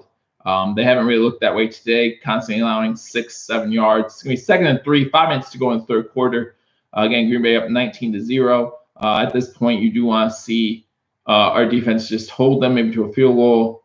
And see Allen do better. Just do better. Take it a series at a time. Run your offense as you normally would, and just try to get Allen to. All right, and Tre'Davious White almost has an interception. Got his hand on the ball. Pass was over the middle of Jimmy Graham. I don't know if Rodgers didn't see White coming in, but Rodgers comes in White comes in and breaks that play up. So it's going to be 3rd down. 3rd and 3 for Green Bay with 4:43 left to go in the. We should win what one? Oh, the Titans game next week. And at home, we only have one home game so far. It's just felt like a long beginning of the season. So I hope we can beat the Titans. I mean, that defense is looking pretty good over there in Tennessee. So Aaron Rodgers in shotgun, 4:43 to go, 3rd and 3. We rush 5. Clean pocket for Rodgers. Rodgers is going into the end zone. Incomplete. Good breakup by Lewis in the end zone. He was looking for Allison in the end zone. So it's going to be 4th and 3 for Green Bay. So, I mean, a good defensive stand here. I'm not sure what they're going to do here on 4th and 3. I mean, the way the Bills' offense has been playing, I wouldn't be surprised if they went for it here. I mean, honestly, I wouldn't be surprised if they also went for it on 4th and 3. But you are also up 19-0. You do not want to give the Bills any chance at getting momentum. So maybe this is – but they do have Rodgers in. So 4th and 3, they have Rodgers in. 4:36 to go in the 3rd. They are at the 36-yard line. So, maybe a little out of Mason Crosby's range. Just watch that pick play. Lewis with a great read on the play would have had a pick 6 if he caught it. It would have been a pick 6. It would have been exactly what the Packers did not want. Had a great read on the route, read it, ran it, had the ball, and just dropped it. And that's why you play defense. That's why you play defense. He had a pick 6. He was running down the sidelines. And that would have been a big momentum shift for the Buffalo Bills. But we do get the ball at about the 37-yard line. So Buffalo stops them, stops the Green Bay Packers. Again, this defense is playing pretty well, for all the – and that's why this game is only 19-0 for how terrible the offense has been. Guys, the Bills still haven't gotten 100 yards of total offense. We're more than halfway through the 3rd quarter, and the Bills still haven't gotten over 100 yards of offense. You hear me? And yet we're only down 19-0. I'm not saying we're going to come back and win this game. There's no reason to think that. We still don't even have 100 yards of total offense. So, I don't know. Yeah, Allen's a rookie, so we got to come some slack. That first interception, I don't know if you guys are watching this game or if you'll see highlights of it. There's no excuse for that first interception. The second one, he didn't look off Clinton Dix. Clinton Dix is a good player, good safety in the middle of the field for the Packers. So, you need to be able to look him off a little bit before you throw the ball to Benjamin. But, that's a rookie mistake. I can live with rookie mistakes. I get that. But that first interception, there's no good thing that come out of that interception. There's nothing good out of that. So I'm not happy with that play. But Buffalo does get the ball 1st and 10 at the 36-yard line. So 4:32 left to go in the 3rd quarter. The Bills do have the ball. We're at commercial break, so I will go through some scores as fast as I can here. We got Cincinnati, Atlanta, still 28-27. Atlanta has the ball. Chicago is still whooping on Tampa Bay, 45-3. Detroit and Dallas. Dallas is now up 20-10. Houston's up 28-10 on Indianapolis. Jacksonville's up 18-3 now on the New York Jets. New England's up 31-0 on Miami. So that game's looking like it's over. And Philly's up 17-10 on Tennessee, who we have next week at home. So we'll see what happens next week against the Titans. I would love to see our offense actually do something in this game, even if we don't come back to win. You want to see our offense kind of keep getting better and better and better. Again, this is a huge step back compared to where we were last week, but we will see. Raiders are definitely worse than what, the Bills? I mean, the Raiders have played 3 really good teams. The combined record of the teams Raiders have played are 8-1, and they've led each game at halftime. So, I don't know. Allen in shotgun, 1st and 10 from, again, the 36-yard line. McCoy to his right. They run McCoy. McCoy goes up the middle after dancing for a little bit for about a 2-yard gain. So, it's going to be 2nd and 8. Man. I mean, if that's an easy pick 6, and just what a momentum shift that would have been for the Buffalo Bills. Allen shotgun, throws a swing out to McCoy. McCoy picks up about 5 yards, going to make it about 3rd and 3. At this point, it's all about moving those chains, guys. That's what it's about. Just keep moving those sticks, get some points on the board, see what we can do. Let's see what we can do. I mean, yes, if you're a Packers fan or if you're a Bills fan, you're watching this game, there should be no way the Bills have a chance to win this game, even though it's only 19-0. But we still want to see the Bills' offense constantly improve. So we got Allen in shotgun, 3rd and 4. Ivory to his left, 3 wide receivers top of the screen, 1 to the bottom of the screen. Looks like Holmes is the one on the bottom. And I'm looking, going to get sacked. Yeah. So, Dawkins takes Gilbert behind Allen. I don't know if Allen didn't realize that, but Allen knew he was running out of time in the pocket, goes to turn around, and Gilbert's just right there. So, quick 3-and-out again for the Buffalo Bills after the defense does a great job again with this. I'm sorry, that was Mills. That wasn't Deion Dawkins. That was the side of the field, Joe. But yeah, he turns around and the sack's right there. So 4th and 11, Buffalo's going to be forced to punt. Again, a wasted possession. Just this offense looks terrible. Good punt again. Inside the 20. There is a flag downfield. And again, good special teams coverage by the Bills, gets down there. Stops them inside the 20-yard line again. See what the flag is for.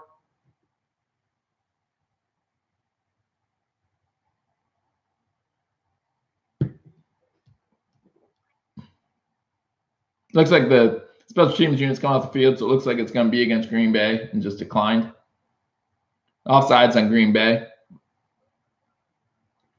So it's going to be 1st down. 2:40 to go in the 3rd quarter.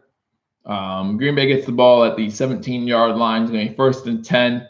Up 19-0. Again, a wasted possession. Complete wasted possession. I can't express. If you're a Bills fan, you're just as upset. How upset I am about these wasted possession. We had that interception. We had that 4th down stop. We had a couple possessions here where we had the ball in decent field position and we've killed ourselves, or we haven't done anything, period. So it just has not looked good. Going through some scores again. Chicago scores another touchdown, makes it 45-3. So Trubisky's just having himself a game in that one.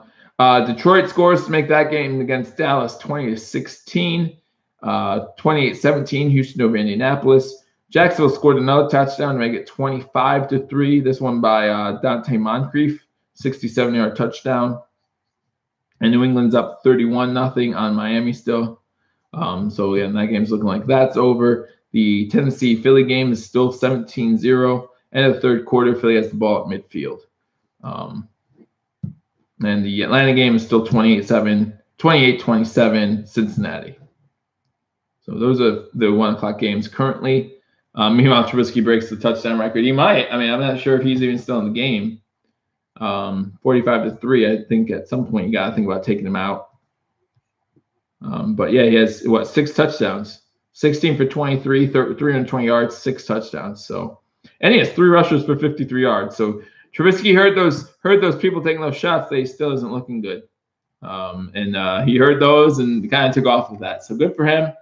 But it's just one game. We'll see how he does next week, right? See how he does next week. Who the Bears got next week? No, the Bears. Bears have a bye next week. So where are you going to your bye week? Where are you going to your bye week?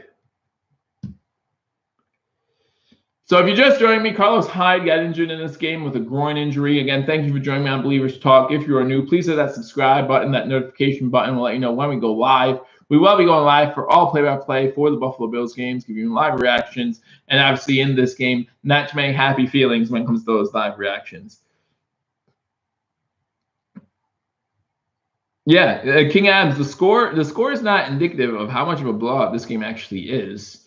Packers start with the ball, 2:48 to go in the third quarter at the Buffalo Bills 19-yard line. Or I mean, at their own 19-yard line. So Aaron Rodgers are in center. Blitz comes. They pick it up pretty good. Man coverage on the outside against Adams. Almost another interception by Tre'Davious White. No flag on the play. Looks like Adams looking for a flag. Trey White made a diving attempt at an interception. Just couldn't hang on. Again, that's why you play defense. But Kelvin Benjamin also went out in this game. And he went to the locker room. So looks like he will not be coming back in this game. Looks like, again, one of those concussion protocol situations. The Bills have just been really hurt by injuries in this game, and I'm not saying that as an excuse. There was no chance of us winning this game at any point. Our offense just has not shown. Again, we haven't even had 100 yards of offense at this point. And we're almost into the fourth quarter. Our defense has played really well, if you ask me. Second down, they try to run Ty Montgomery out of shotgun. Gets about a half-yard loss. Milano with the tackle on that one in the backfield. 19-0 Green Bay. 2 minutes and 15 seconds to go in the third quarter. 3rd and 11 with the ball at the 18-yard line. So, again, the defense playing pretty well against an Aaron Rodgers-led Packers team. But still not good enough when your offense is not moving the ball, when your offense is not giving you time when you get off the field to do much here. Blitz for Aaron Rodgers, has playing room in the time in the pocket, throws downfield. Wow. The Bills kind of got lucky there.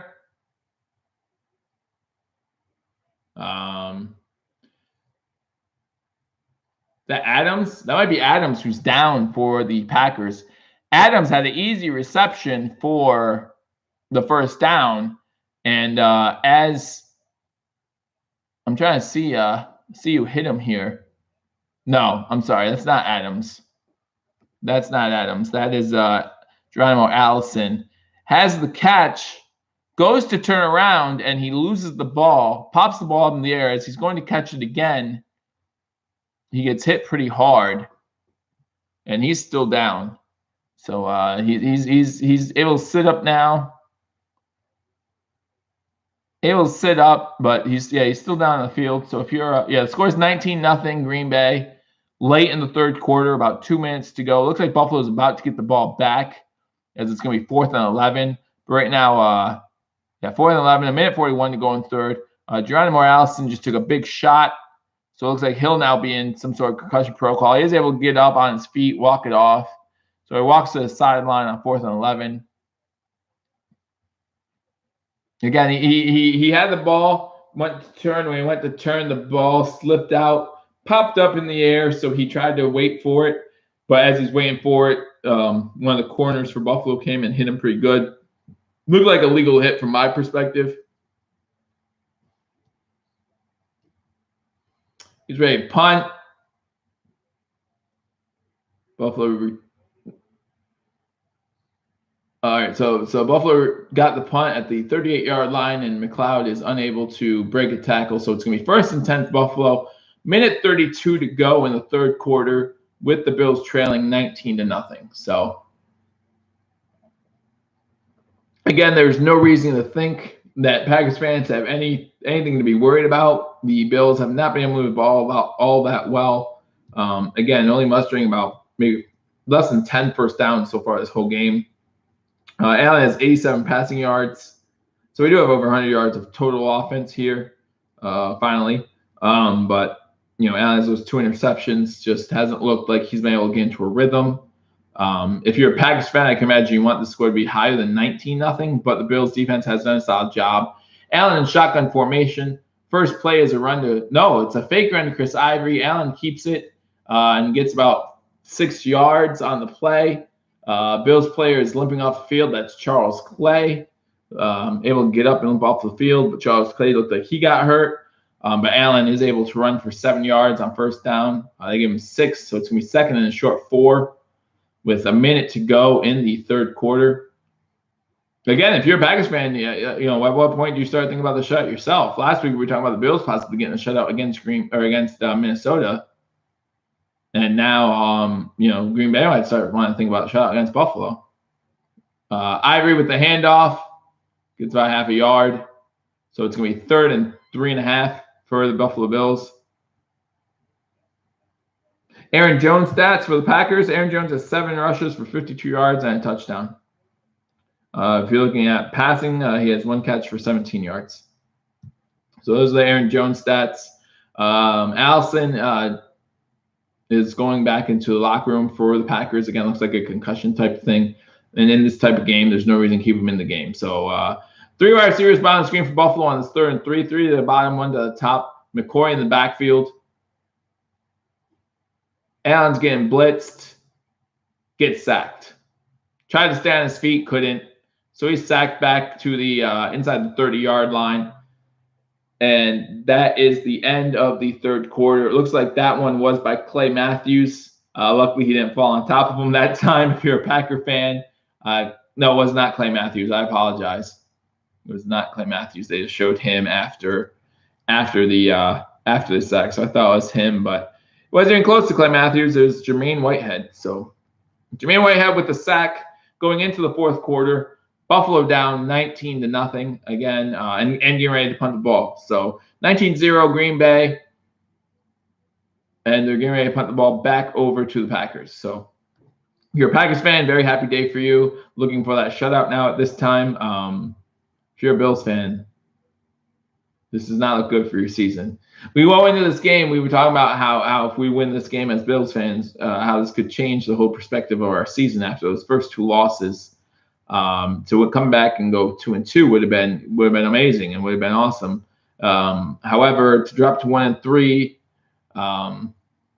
the season doesn't get any easier, guys. We still haven't played the division game yet, so there's still the division games we have to talk about. We're talking about Miami, who's going to be 3-1 after they lose to the Patriots. The Patriots, who look dominant in this game, also pitching a shutout at this point early in the fourth quarter. They're going to go 2-2, so. You just don't know. We still have Jacksonville on the schedule, who is currently whipping up on the Jets, 25-3. It's not going to get any easier for you guys. Titans defense. Everyone's talking about how we should win that game. Well, the Titans defense has come out to play. Currently they're down by 7 against the Eagles, but they're in the red zone. So Titans defense is coming to play, and against this offense, I can easily see that being enough to win. In order to win games, we have to score points, and we have yet to do that in this game. So just tank. I mean, I hate the idea of tanking on purpose.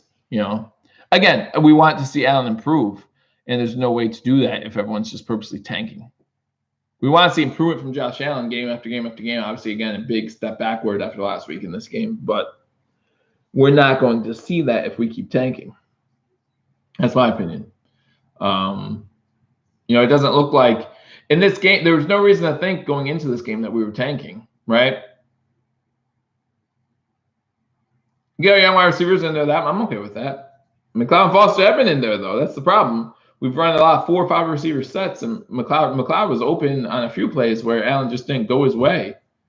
Why? I don't know. I don't know what Allen's seeing in the field. That's my problem. So Allen's dropped back 29 times. He's been sacked 3 times, been hurried 13, knocked down 8. So he's been hurried at 13 out of the 29 dropbacks. So that's not helping. Now David will say that's not all on the offensive line. I would agree with him to some extent. That wasn't on the offensive line. I don't think the offensive line has been miserable this game like they were in the first game. Again, good special teams coverage by the Buffalo Bills. Williams will not call for a fair catch, but he's tackled pretty much right away. So with 14:49 left to go in the fourth quarter. Allen no better than Manuel. Let's give Allen time before we go that far. Let's give Allen a little bit of time before we go that far. I think after last week, I think we can give Allen a little bit more than a week before we make that judgment call. And he hasn't even had a. Did he start week? Yeah, he started week 2. So I was about to say he didn't have a home start yet, but he started week 2, so I can't say that. But EJ Manuel had plenty of opportunities in Buffalo. Rodgers back to pass. Fake handoff, rolled out to the right. There was a guy in his face. I didn't even see who that was. Forced to throw it quickly, and errant throw makes it 2nd and 10, 14:45 to go. If I'm a Packers fan, I don't know why you're not running the ball a little bit more, just to keep that clock moving.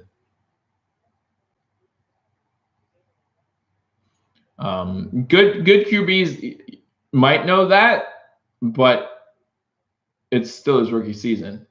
Not all good QBs know that their rookie year. I mean, if you go back to Peyton Manning's rookie year, that's a perfect example of not knowing exactly what's going on in your rookie season. And I'm not saying that Allen's anywhere near Peyton Manning quality, but if he's half as good as Peyton Manning is, it's still a good move. So Jones on 2nd down and gets to the carry. They're going to run the ball a little bit, run some clock out. And so he gets 4 yards. So it's going to be 3rd and 6 for the Green Bay Packers with 14 and a half minutes to go in the fourth quarter. Sam Darnold is actually playing better than Josh Allen. He's 12 for 22 for 106 yards. That's how bad Josh Allen looks today. Yeah, you got to be willing to give Josh Allen a little slack here. Let's what I want to do at the end of the season. 3rd and 6, a completion up the middle to Jimmy Graham to the 50-yard line for a first down. 13:50 to go in the fourth quarter. Green Bay up 19-0. Green Bay has the ball, and they're at midfield. So, if as a Bills fan, I could easily see this being a shutout. There's no reason to think that the Bills can even score a touchdown on this in this game or a field goal. And we had a chance to score a field goal, but then Josh Allen decided just to throw it up in the air for whoever got there first. And it just happened to be Green Bay. 1st and 10 from the 50-yard line. Aaron Rodgers in shotgun. We have 2 receivers top of the screen, 1 to the bottom. There's a running back to his right. Looks like that's Jones to his right. Fake handoff to Jones. Quick pass out to Adams. Adams gets tackled for a 4-yard gain by White. White did a good job coming off the block and getting that tackle. So it's a 4-yard gain. So it's going to be 2nd and 6. Those are the type of plays that I wish Buffalo would do a little bit more. Realize that 4 yards on first down is actually a good thing for an offense. Stop going for those home run balls all the time or a couple times, because a lot of that will lead to your offensive line giving up sacks, giving up pressures. If you run a little bit more screens, a little bit more of those quick out routes, to your wide receivers, get them involved in the game. Also get Josh Allen that rhythm. And we saw in the first half, he was 5 for 19. You need to have a rhythm out there. Good tackle on an outside stretch play to Jones. And he's tackled at the line of scrimmage by Poyer. Atlanta scores a touchdown early in the fourth quarter. So that's 33-28 Atlanta. So again, that game went a little back and forth, especially the first half. Second half, the scoring's kind of calmed down, but still a good game there.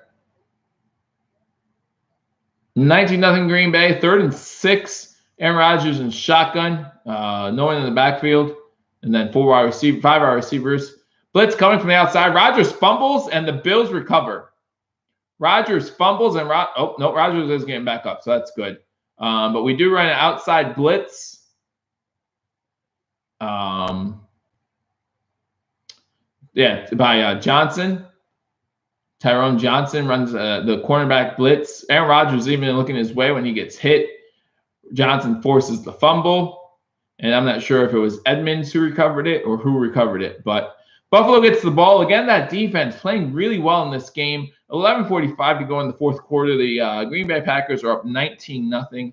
I got to hand to the defense, especially as we've said a couple times now, when you get that demoralized by your offense, by not being able to capitalize on these turnovers, on the turnover on downs we had. I mean, there are plenty of opportunities for the Bills to capitalize in this game, just like in the Minnesota game. Now, yeah, the Bills got the ball inside the 30 each time in the Minnesota game. But, man, when you start with the ball at midfield or better on 2 possessions, like you need to score. And the fact that we don't have any points yet, now this is the second drive, we'll start at the 50.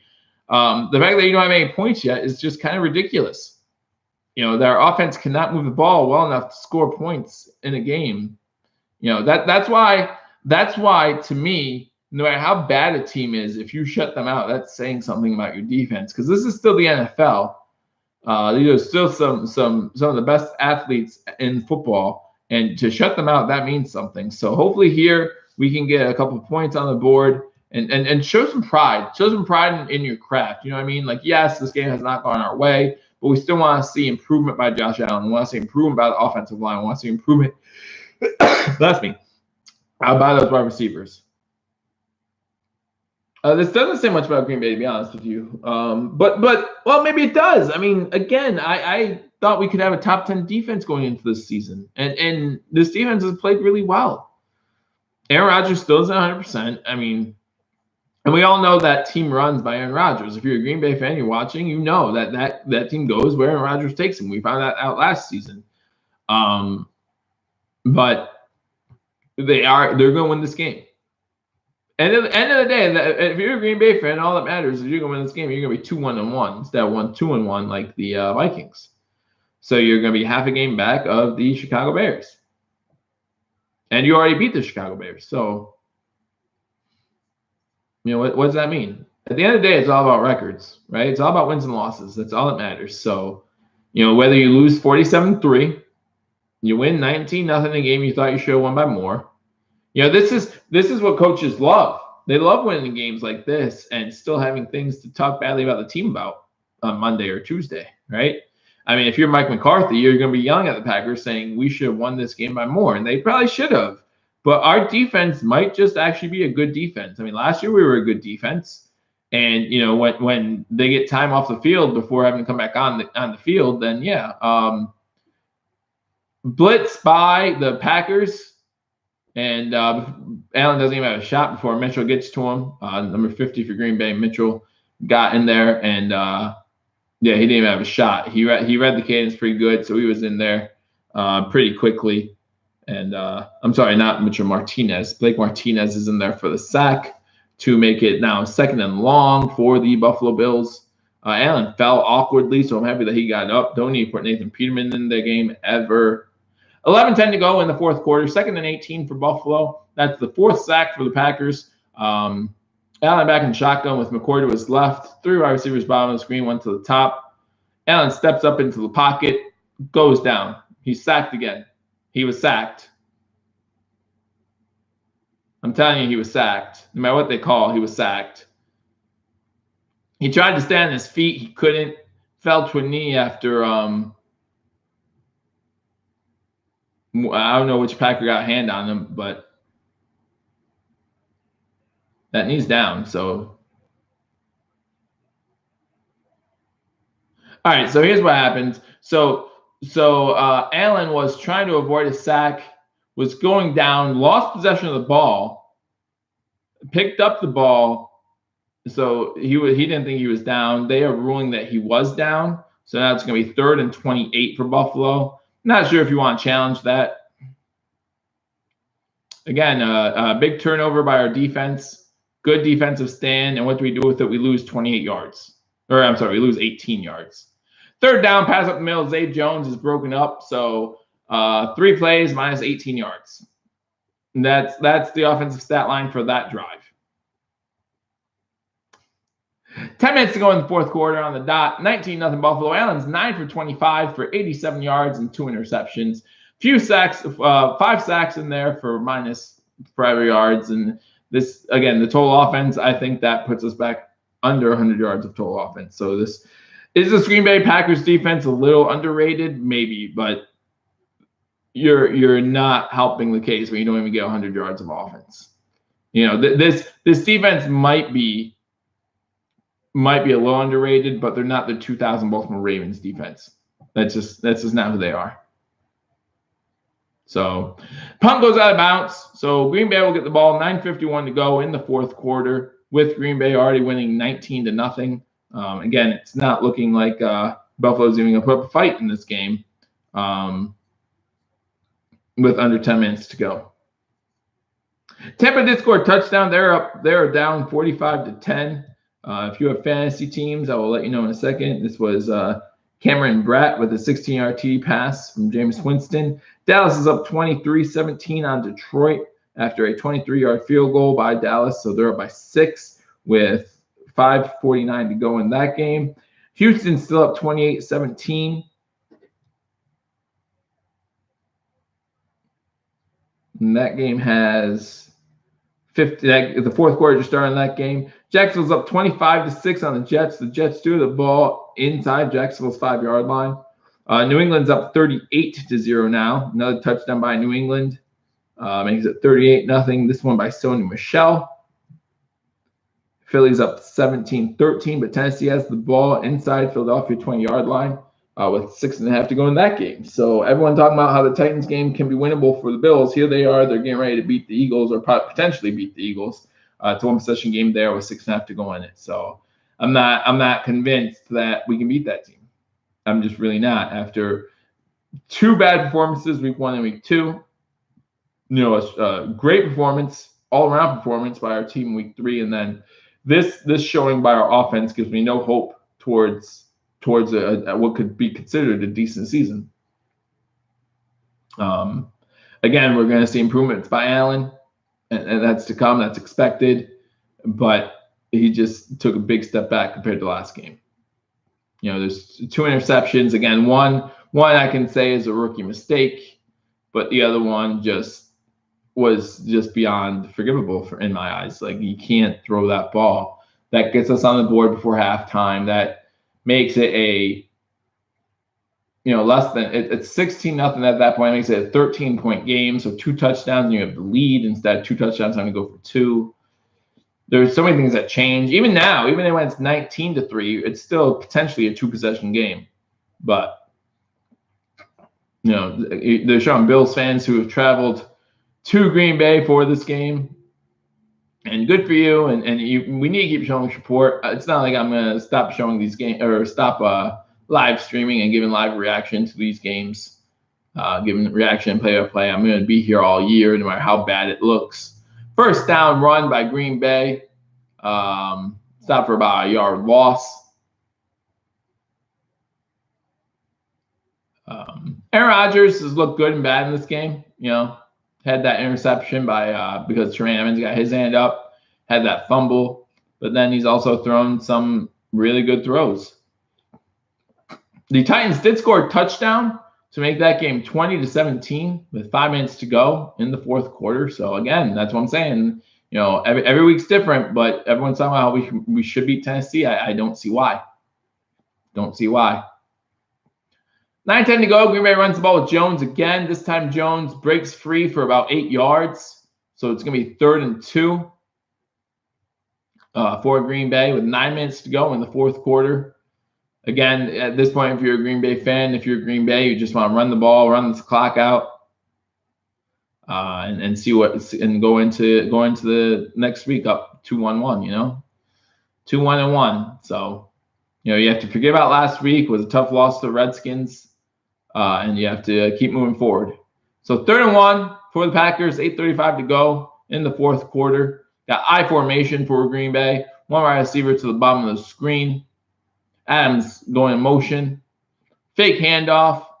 Buffalo reads the play pretty nicely. However, the Ty Montgomery, is that Ty Montgomery? Give me a second here. Nope, that is Lance Kendricks. Is able to break free and just get enough for a first down. Able to break free long enough for Rodgers to hit him with a quick completion for about 7 yards, I'll say. So it's going to be 1st and 10. Buffalo has had 6 first downs in this game, guys. 6 first downs the whole game. You're not going to win games. Rodgers is 20 for 37, 251 yards, a touchdown and an interception. So again, not a stat sheet that's going to wow you, but enough to win you a game. So 1st and 10 for Green Bay. Handoff on 1st down. Again, pretty much for no gain. This one by Williams. They're showing a game highlight of the Titans touchdown to Sharp. 11-yard touchdown makes that game 2017 with 5:01 to go.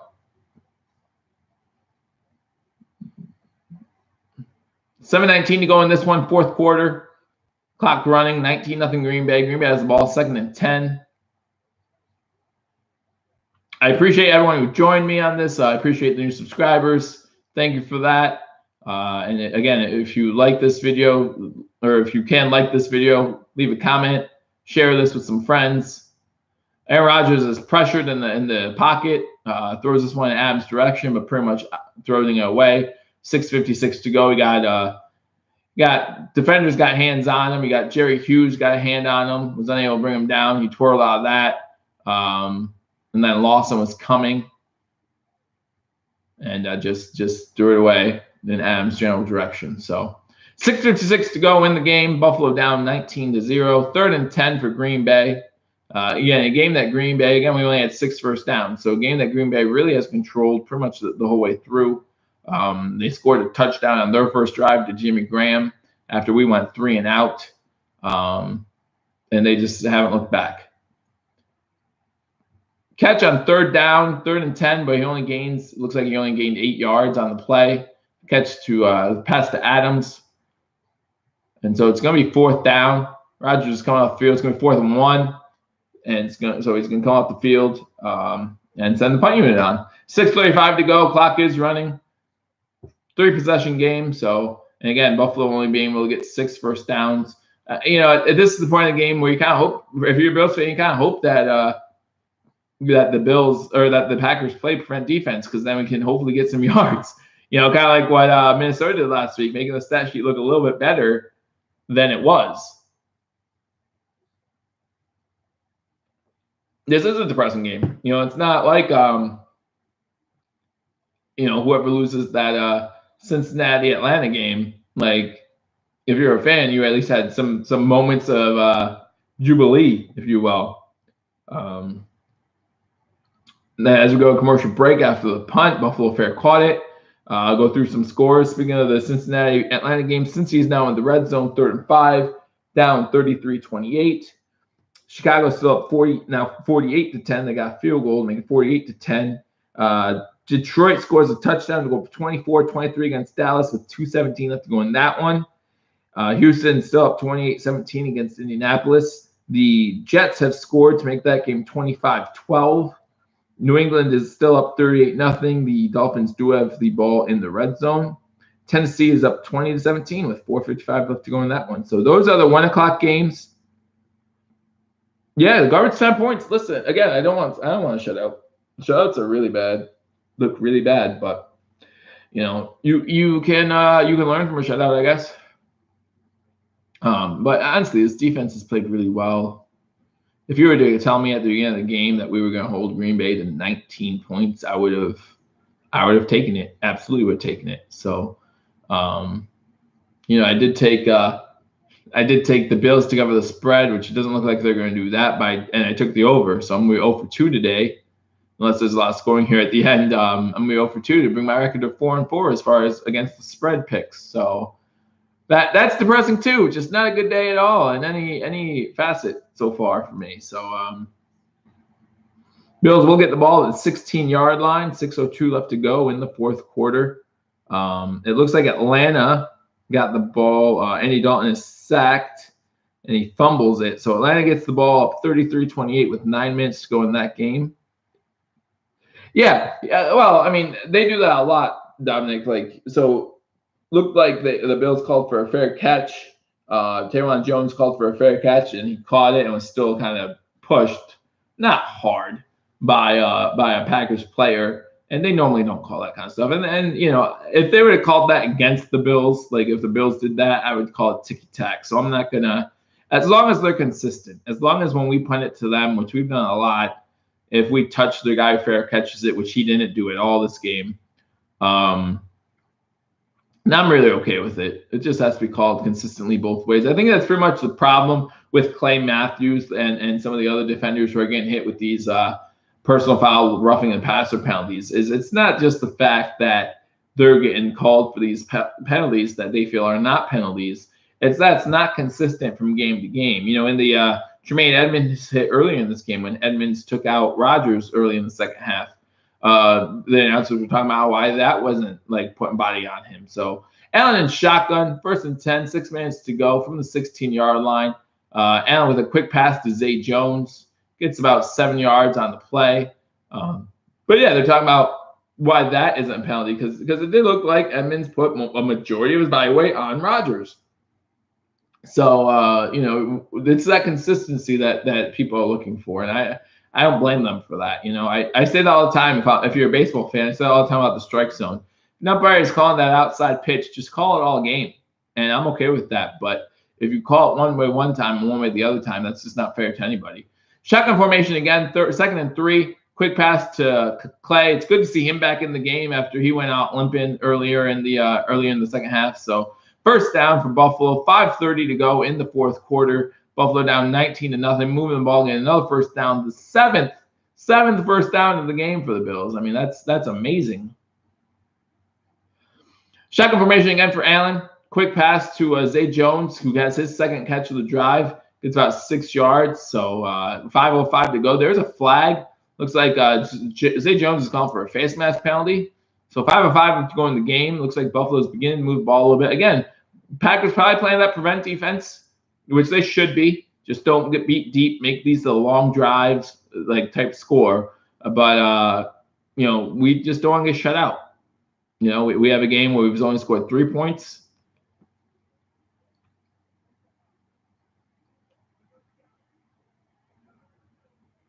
Okay, grab the helmet. So they're not saying grabbing the face mask. So we grabbed the inside of the helmet and pulled. So that's pretty much the same as the face mask. So it's only 15 yards.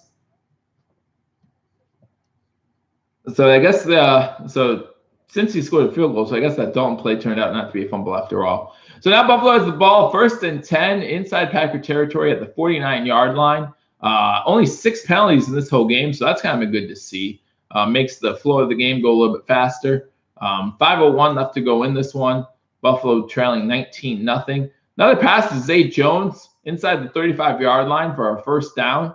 So again, playing that prevent defense, try to get Allen some rhythm. Because, you know, you need to get in that rhythm. Feel better about yourself going into the next game. Look at the stat sheet and say, okay, it wasn't all terrible. 13 for 29, now 122 yards, 2 touchdowns. At the 34-yard line, in the shotgun again, quick pass to Charles Clay. Gets, again, a quick 5 to 6 yards before he gets out of bounds. Inside the 30-yard line, it's going to be 2nd and 4, 2nd and 5 at the 29-yard line. So 4:34 to go in the game, and the Green Bay Packers are up 19-0. Again, not going to matter as far as the result of this game, but just give us a little bit more momentum going into the next game. So, Yanks in the wild card Wednesday. I'm a Braves fan, so like, you know, good for the Yanks. As someone who is a Braves fan, you know, go AL. I'm good with whoever wins the American League. I know the Red Sox have had a good season, but Allen in shotgun, 4:34 to go. Blitz coming. I have no idea how Allen was not getting sacked on that one, but Allen's able to get away from pressure, coming up the middle, coming from the side. Offensive line just did not do a good job there. Tried to spin away, he actually spun into something again. Mitchell tried to sack him, couldn't. Got a stiff arm on him and was able to throw it at the feet of McCoy to avoid the intentional grounding. So 3rd and 5 for the Packers. It'd be interesting to see if we don't get this, if we're going to go for it or just kick the field goal so we don't get shut out. At the 29-yard line, 3rd and 5, shotgun formation, Ivory to his left, 2 wide receivers at the top of the screen, tight end and wide receiver to the bottom. Allen's just going to run it on 3rd down. Looks like he may have fumbled that. I don't know if they're saying he was down or not. They're not saying he was down. They're saying that it was a fumble and that the Packers recovered it.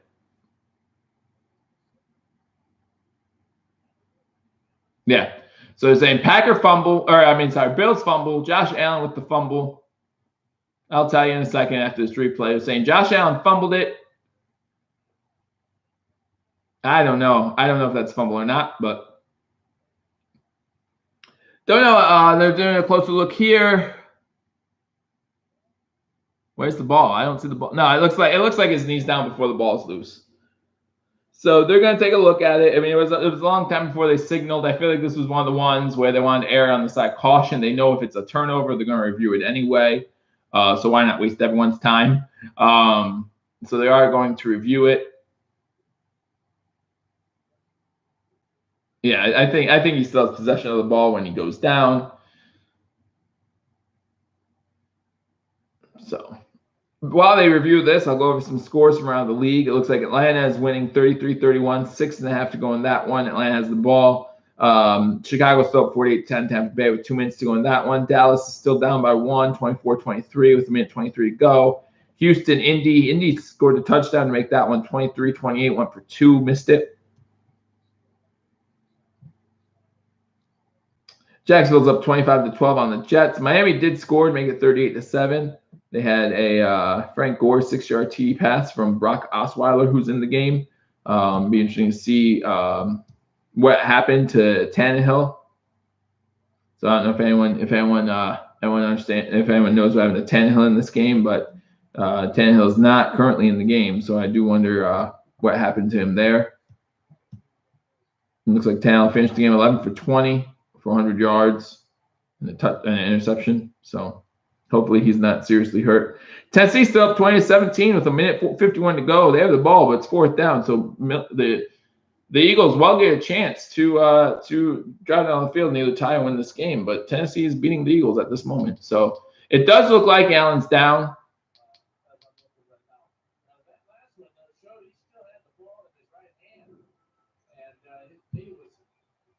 So it's going to be an interesting call here. I'm going to see what they say about this one. 97 Clark for the Packers is the one who jumped on Allen. He's the one who recovered the fumble if they rule it a fumble. So they are taking a pretty good look at this one. Again, pretty much just wasting all of our time at this point. But they do want to get the calls right. That's what they're paid to do. So they're looking currently at the camera, talking on the screen. Normally when it takes this long on a fumble, it's actually good for the in this situation, the Bills, because what they're trying to do is see how much time was on the clock, where was the ball, what would the down and distance be, things like that. So that's really good if you're a Bills fan. If this were a close game, obviously this would matter so much more, but in this game, it doesn't. So if they rule a fumble, it doesn't look good as far as us putting points on the board. It'll be like 4th and 2 if they rule it that he was down. So he takes off the headset, turns on his mic. Stands. All right, so the play on the field stands. The only what was taking so long was since he recovered it on top of Josh Allen, they're saying that he was down when he recovered it. So they're ruling it a fumble. I don't agree with that call at all. I think he was definitely down. I know, like you could see on Allen's face, the surprise when they said he was down, or that it stands is called. Yeah, there's just a lot that I don't understand about that.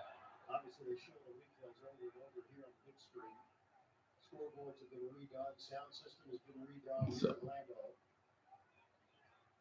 And because Clark was contacted when he was getting up off the ground with possession.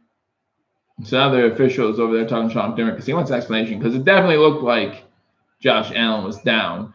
Again, in a closer game, in a game that mattered, I'd be really flipping out at this moment about that call, because Allen was definitely down.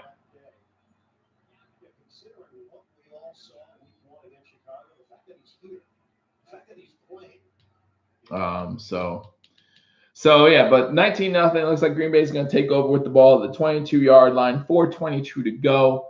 Just try to run out the clock the rest of the way.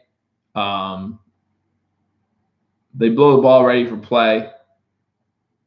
Yeah, I like sometimes when they look at reviews, and I think about it, like you have so many screens that you can look at, and I don't know what you're looking at. And that's the problem when they say, oh, we need 100% evidence. Well, it looked pretty much like you had 100%, and what you're saying is 97 isn't good enough. Montgomery with the run to the outside was able to stay in bounce, gets about 6 yards on the play. So it's going to be about 2nd and 3, 2nd and 4 for the Green Bay Packers. I don't know what they saw there. I wish they would have someone come in and try to explain it to me, but Buffalo does call a timeout, so it does look like they're going to try to give Allen the ball back. Yeah, I don't know. I don't mind them erring on the side of caution when it comes to these play calls, because you know that a turnover is going to be reviewed. You know a scoring play is going to be reviewed. But if you're going to do that, you can't say, oh, we need 100% certainty every single time, what's 100% certainty? Because his knee was down, he still had the ball in his hand. I don't know what more you want. But that's, hey, I mean, again, it's 19-0. I'm not going to harp on it too much. Fumble by the Packers. Looks like the Packers were able to recover the ball. Seems like, we caused 2 turnovers in this game. It seems like we could cause 2 or 3 more. So, I mean, that's a good sign, again, for the defense, who's just played really well. Excuse me. A couple plays could have done better. That Graham touchdown was a pick play. I've seen it before and it hasn't been called, so I don't blame them for not calling this one either, but it was definitely a pick play. The long pass to Ty Montgomery, I don't know who blew the coverage. Milano didn't run with him downfield, but again, I don't think Milano will be able to keep up with him anyhow. So, hey, Helios too. I hope you're a Packers fan, coming in here and just trying to rub it in a little bit, which is fine. You are more than welcome to do that. Bills are having a rough year this year so far. Hopefully it gets better. Going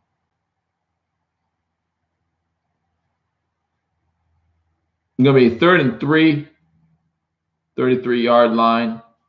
Rodgers in shotgun. I don't know why I even just run the ball, but throwing it deep, has a man open. That's why I don't run the ball. So has a man open downfield. Big completion on 3rd and 3 to move the chains. Again, kind of picking on Lewis, who is forced to be in this game just due to the injuries to the Bills secondary, who's actually played a pretty decent game. Almost had that pick 6. Forced to fumble on that last play there. Just unable to stick with his man there. So 3:30 to go in the 4th quarter. Green Bay has the ball, 1st and 10. Aaron Rodgers, 22 for 40, 298. A touchdown, interception, and the fumble inside the Buffalo Bills 30-yard line. Going to hand it off here for what appears to be no gain to make it 2nd and 10. To keep that clock going a little bit, the Bills do call a timeout again. I think they're trying to get Josh Allen the ball. The Dallas Cowboys kick a field goal as time expires to beat the Lions 26-24. So I would have been right about the spread. I picked the Lions to win that game, but the spread was 3. So if I would pick the Lions, I would have been right about that. So Houston over Indy right now, 28-23, 34 to go. Jacksonville 25, Jets 12. At least we have 1 week of hope. I mean, this season is far from a lost cause. I mean, our chances to make the playoffs are very slim at this point, obviously. Even before this game started, I said at best, I feel it's going 6 and 10, 7 and 9, which is a far cry from what I said in the preseason. But what can you do? False start on the offense, so it's 5-yard penalty, still 2nd down. 3:17 to go in the game, 19-0. It looks like the Packers not only will get this win, but will possibly get this shutout as well. So, but yeah, I mean, this season can't be a lost cause after 4 weeks. Again, if all that matters to you is making the playoffs, then yes, it's going to be a long season. But there are things to look forward to. we are very much a young team, and we're only getting younger. Players like McCoy, Alexander, run play to the outside on 2nd and 15 gets maybe 3 or 4 yard loss. And so it's going to be 3rd and what appears to be maybe 17, 18 yards to go. So we stop him here. Shaq Lawson with a nice play in the backfield there. 3rd and 18. Stop me here. The Bills will get another chance with the ball to possibly, again, try to gain some momentum going into next week against the Titans, going back home.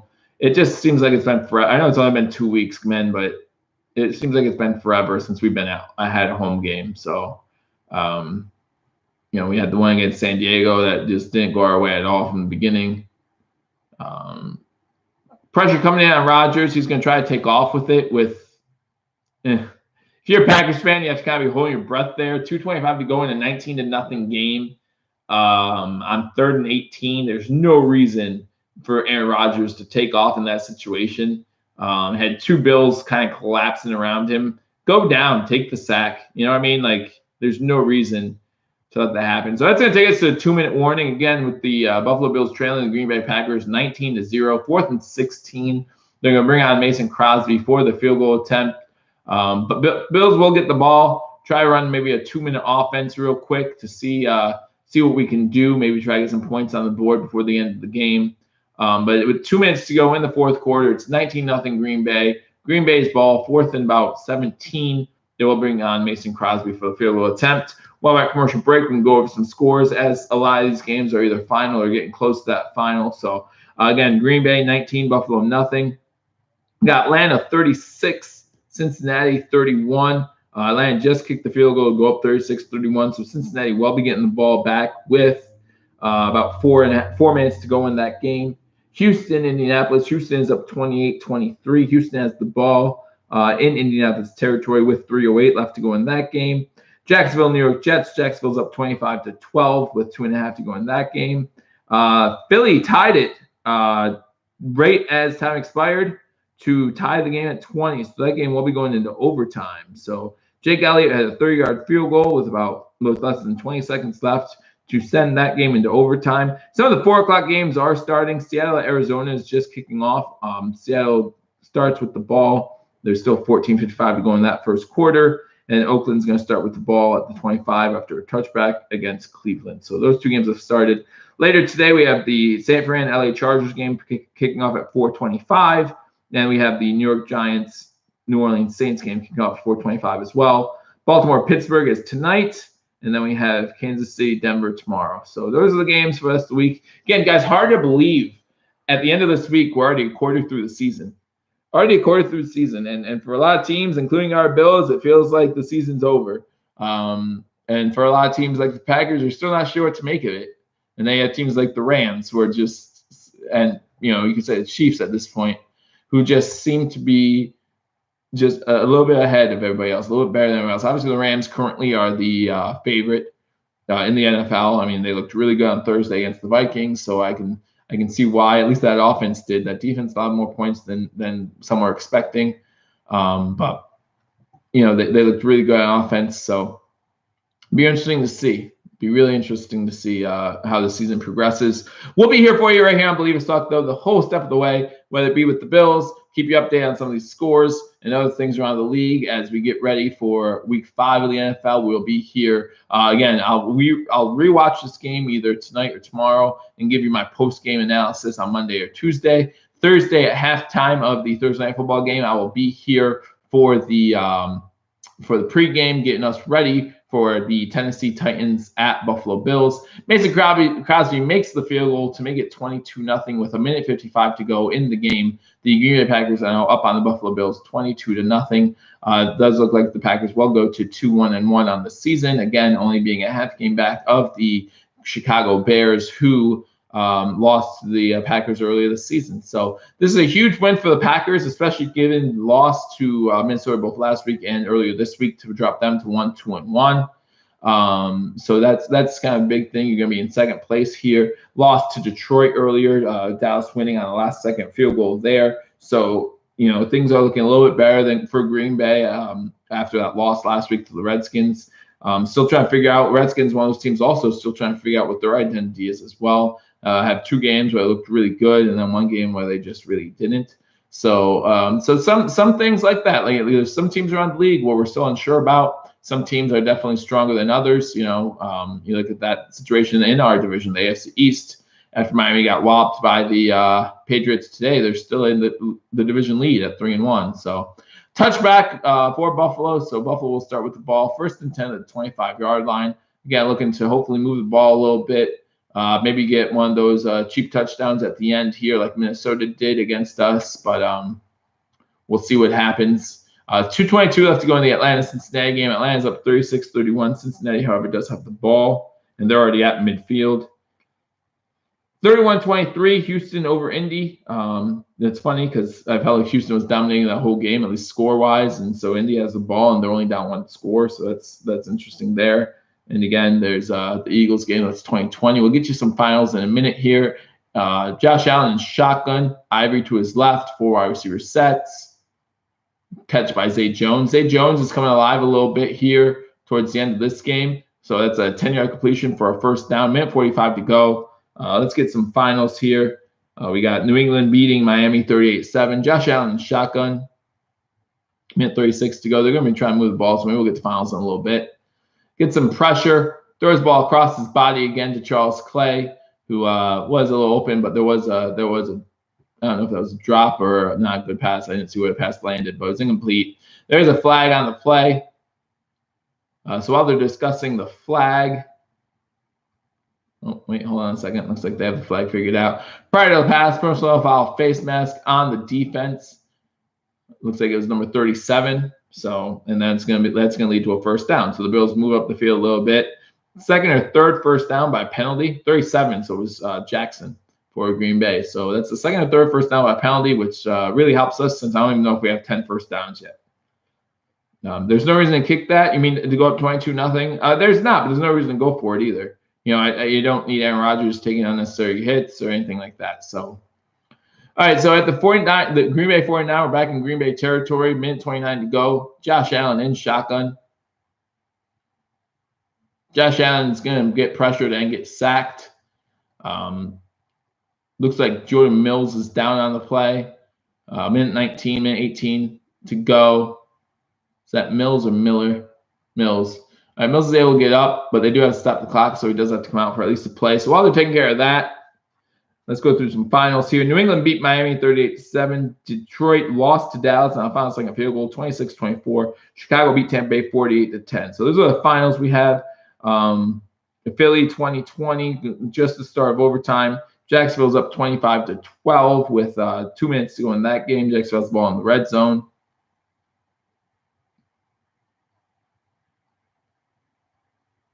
Yeah, they're showing a couple times on TV where the Bills had chances. A couple of interceptions that they dropped. They had a fumble that they caused that they couldn't recover. I mean, there were a couple things here. So 2nd and 16 for Buffalo. Last time we were shut out was in 2008 against New England. Now Sean McDermott is talking to the officials, so we'll go over some more scores. Indianapolis has the ball close to midfield to down 8 with 2 minutes to go. Again, Cincy has the ball at Atlanta's 37 with 2 minutes to go, down by 5. The Green Bay Packers' last shutout was in 2010 against the Jets. Minute 2 to go.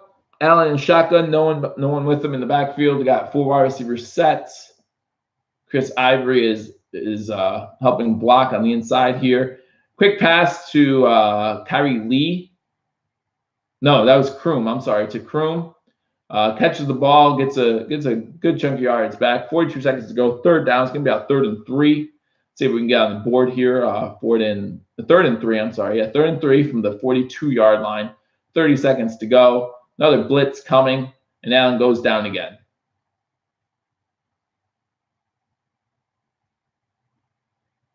So 4th down. Be interesting to see if they even try to get the playoff here, as this is quite a bad performance by the Buffalo Bills offense. And you can tell by the shutout itself, the performance. And you do give Green Bay credit. It doesn't look like they're even getting a snap off. So that's the end of the game. End of the game, the Green Bay Packers beat the Buffalo Bills 22-0. First time Buffalo's been shut out since 2008 against the Patriots. First time Green Bay's had a shutout since 2010. The defense came to play, man. I really appreciate the defensive effort that was put into this game today. To hold the Packers to 22 points, to me is pretty impressive, actually, considering what our defense was, or considering what our offense was unable to do. Again, the offense didn't have double-digit first downs until the fourth quarter. So, considering how pathetic our offense looked, to see. Interesting. So they just showed the Falcons-Bengals game, and it's gonna be an interesting call here. But to see what our defense could do, considering what our offense couldn't do, that really makes me happy for our defense. That was a good job by our defense. Our offense just has to get better. And you can say we don't have wide receivers. You can say McCoy's done. You can say what you want, but it just wasn't good on all facets of the game. Again. A lot of missed receivers by Josh Allen. We didn't run the ball. Like, how can McCoy get into a rhythm where he runs the ball 5 times? It's just stuff like that. His last run was for 11 yards, and then we just didn't run with him again. It just doesn't make sense. So let's go through some stats. I know some of you probably want to watch the end of some of these close games here. Like I said, the Eagles game's in overtime. The Cincinnati game is a close one with Cincinnati driving down by 5. So there's a couple close ones. Let's get through some stats, and then we'll call it a day. And then we'll be back on here in a day or two to go over the post game. So going to the Buffalo Bills side of the ball, you have Josh Allen, 16 for 33, 151 yards, 2 interceptions, including one that was just ugly. LeSean McCoy, 5 rushes, 24 yards. Josh Allen, 5 rushes, 19 yards. Chris Ivory, 6 rushes, 15 yards. So again, LeSean McCoy had a 4.8 rushing yard average, and he ran him 5 times. Just saying. So Charles Clay, 4 receptions, 40 yards. Zay Jones, 4 catches, 38 yards. Kelvin Benjamin had 1 catch for 34 yards. McCoy had 3 catches, 13. Kroom, 1 for 13. Holmes, 2 for 8.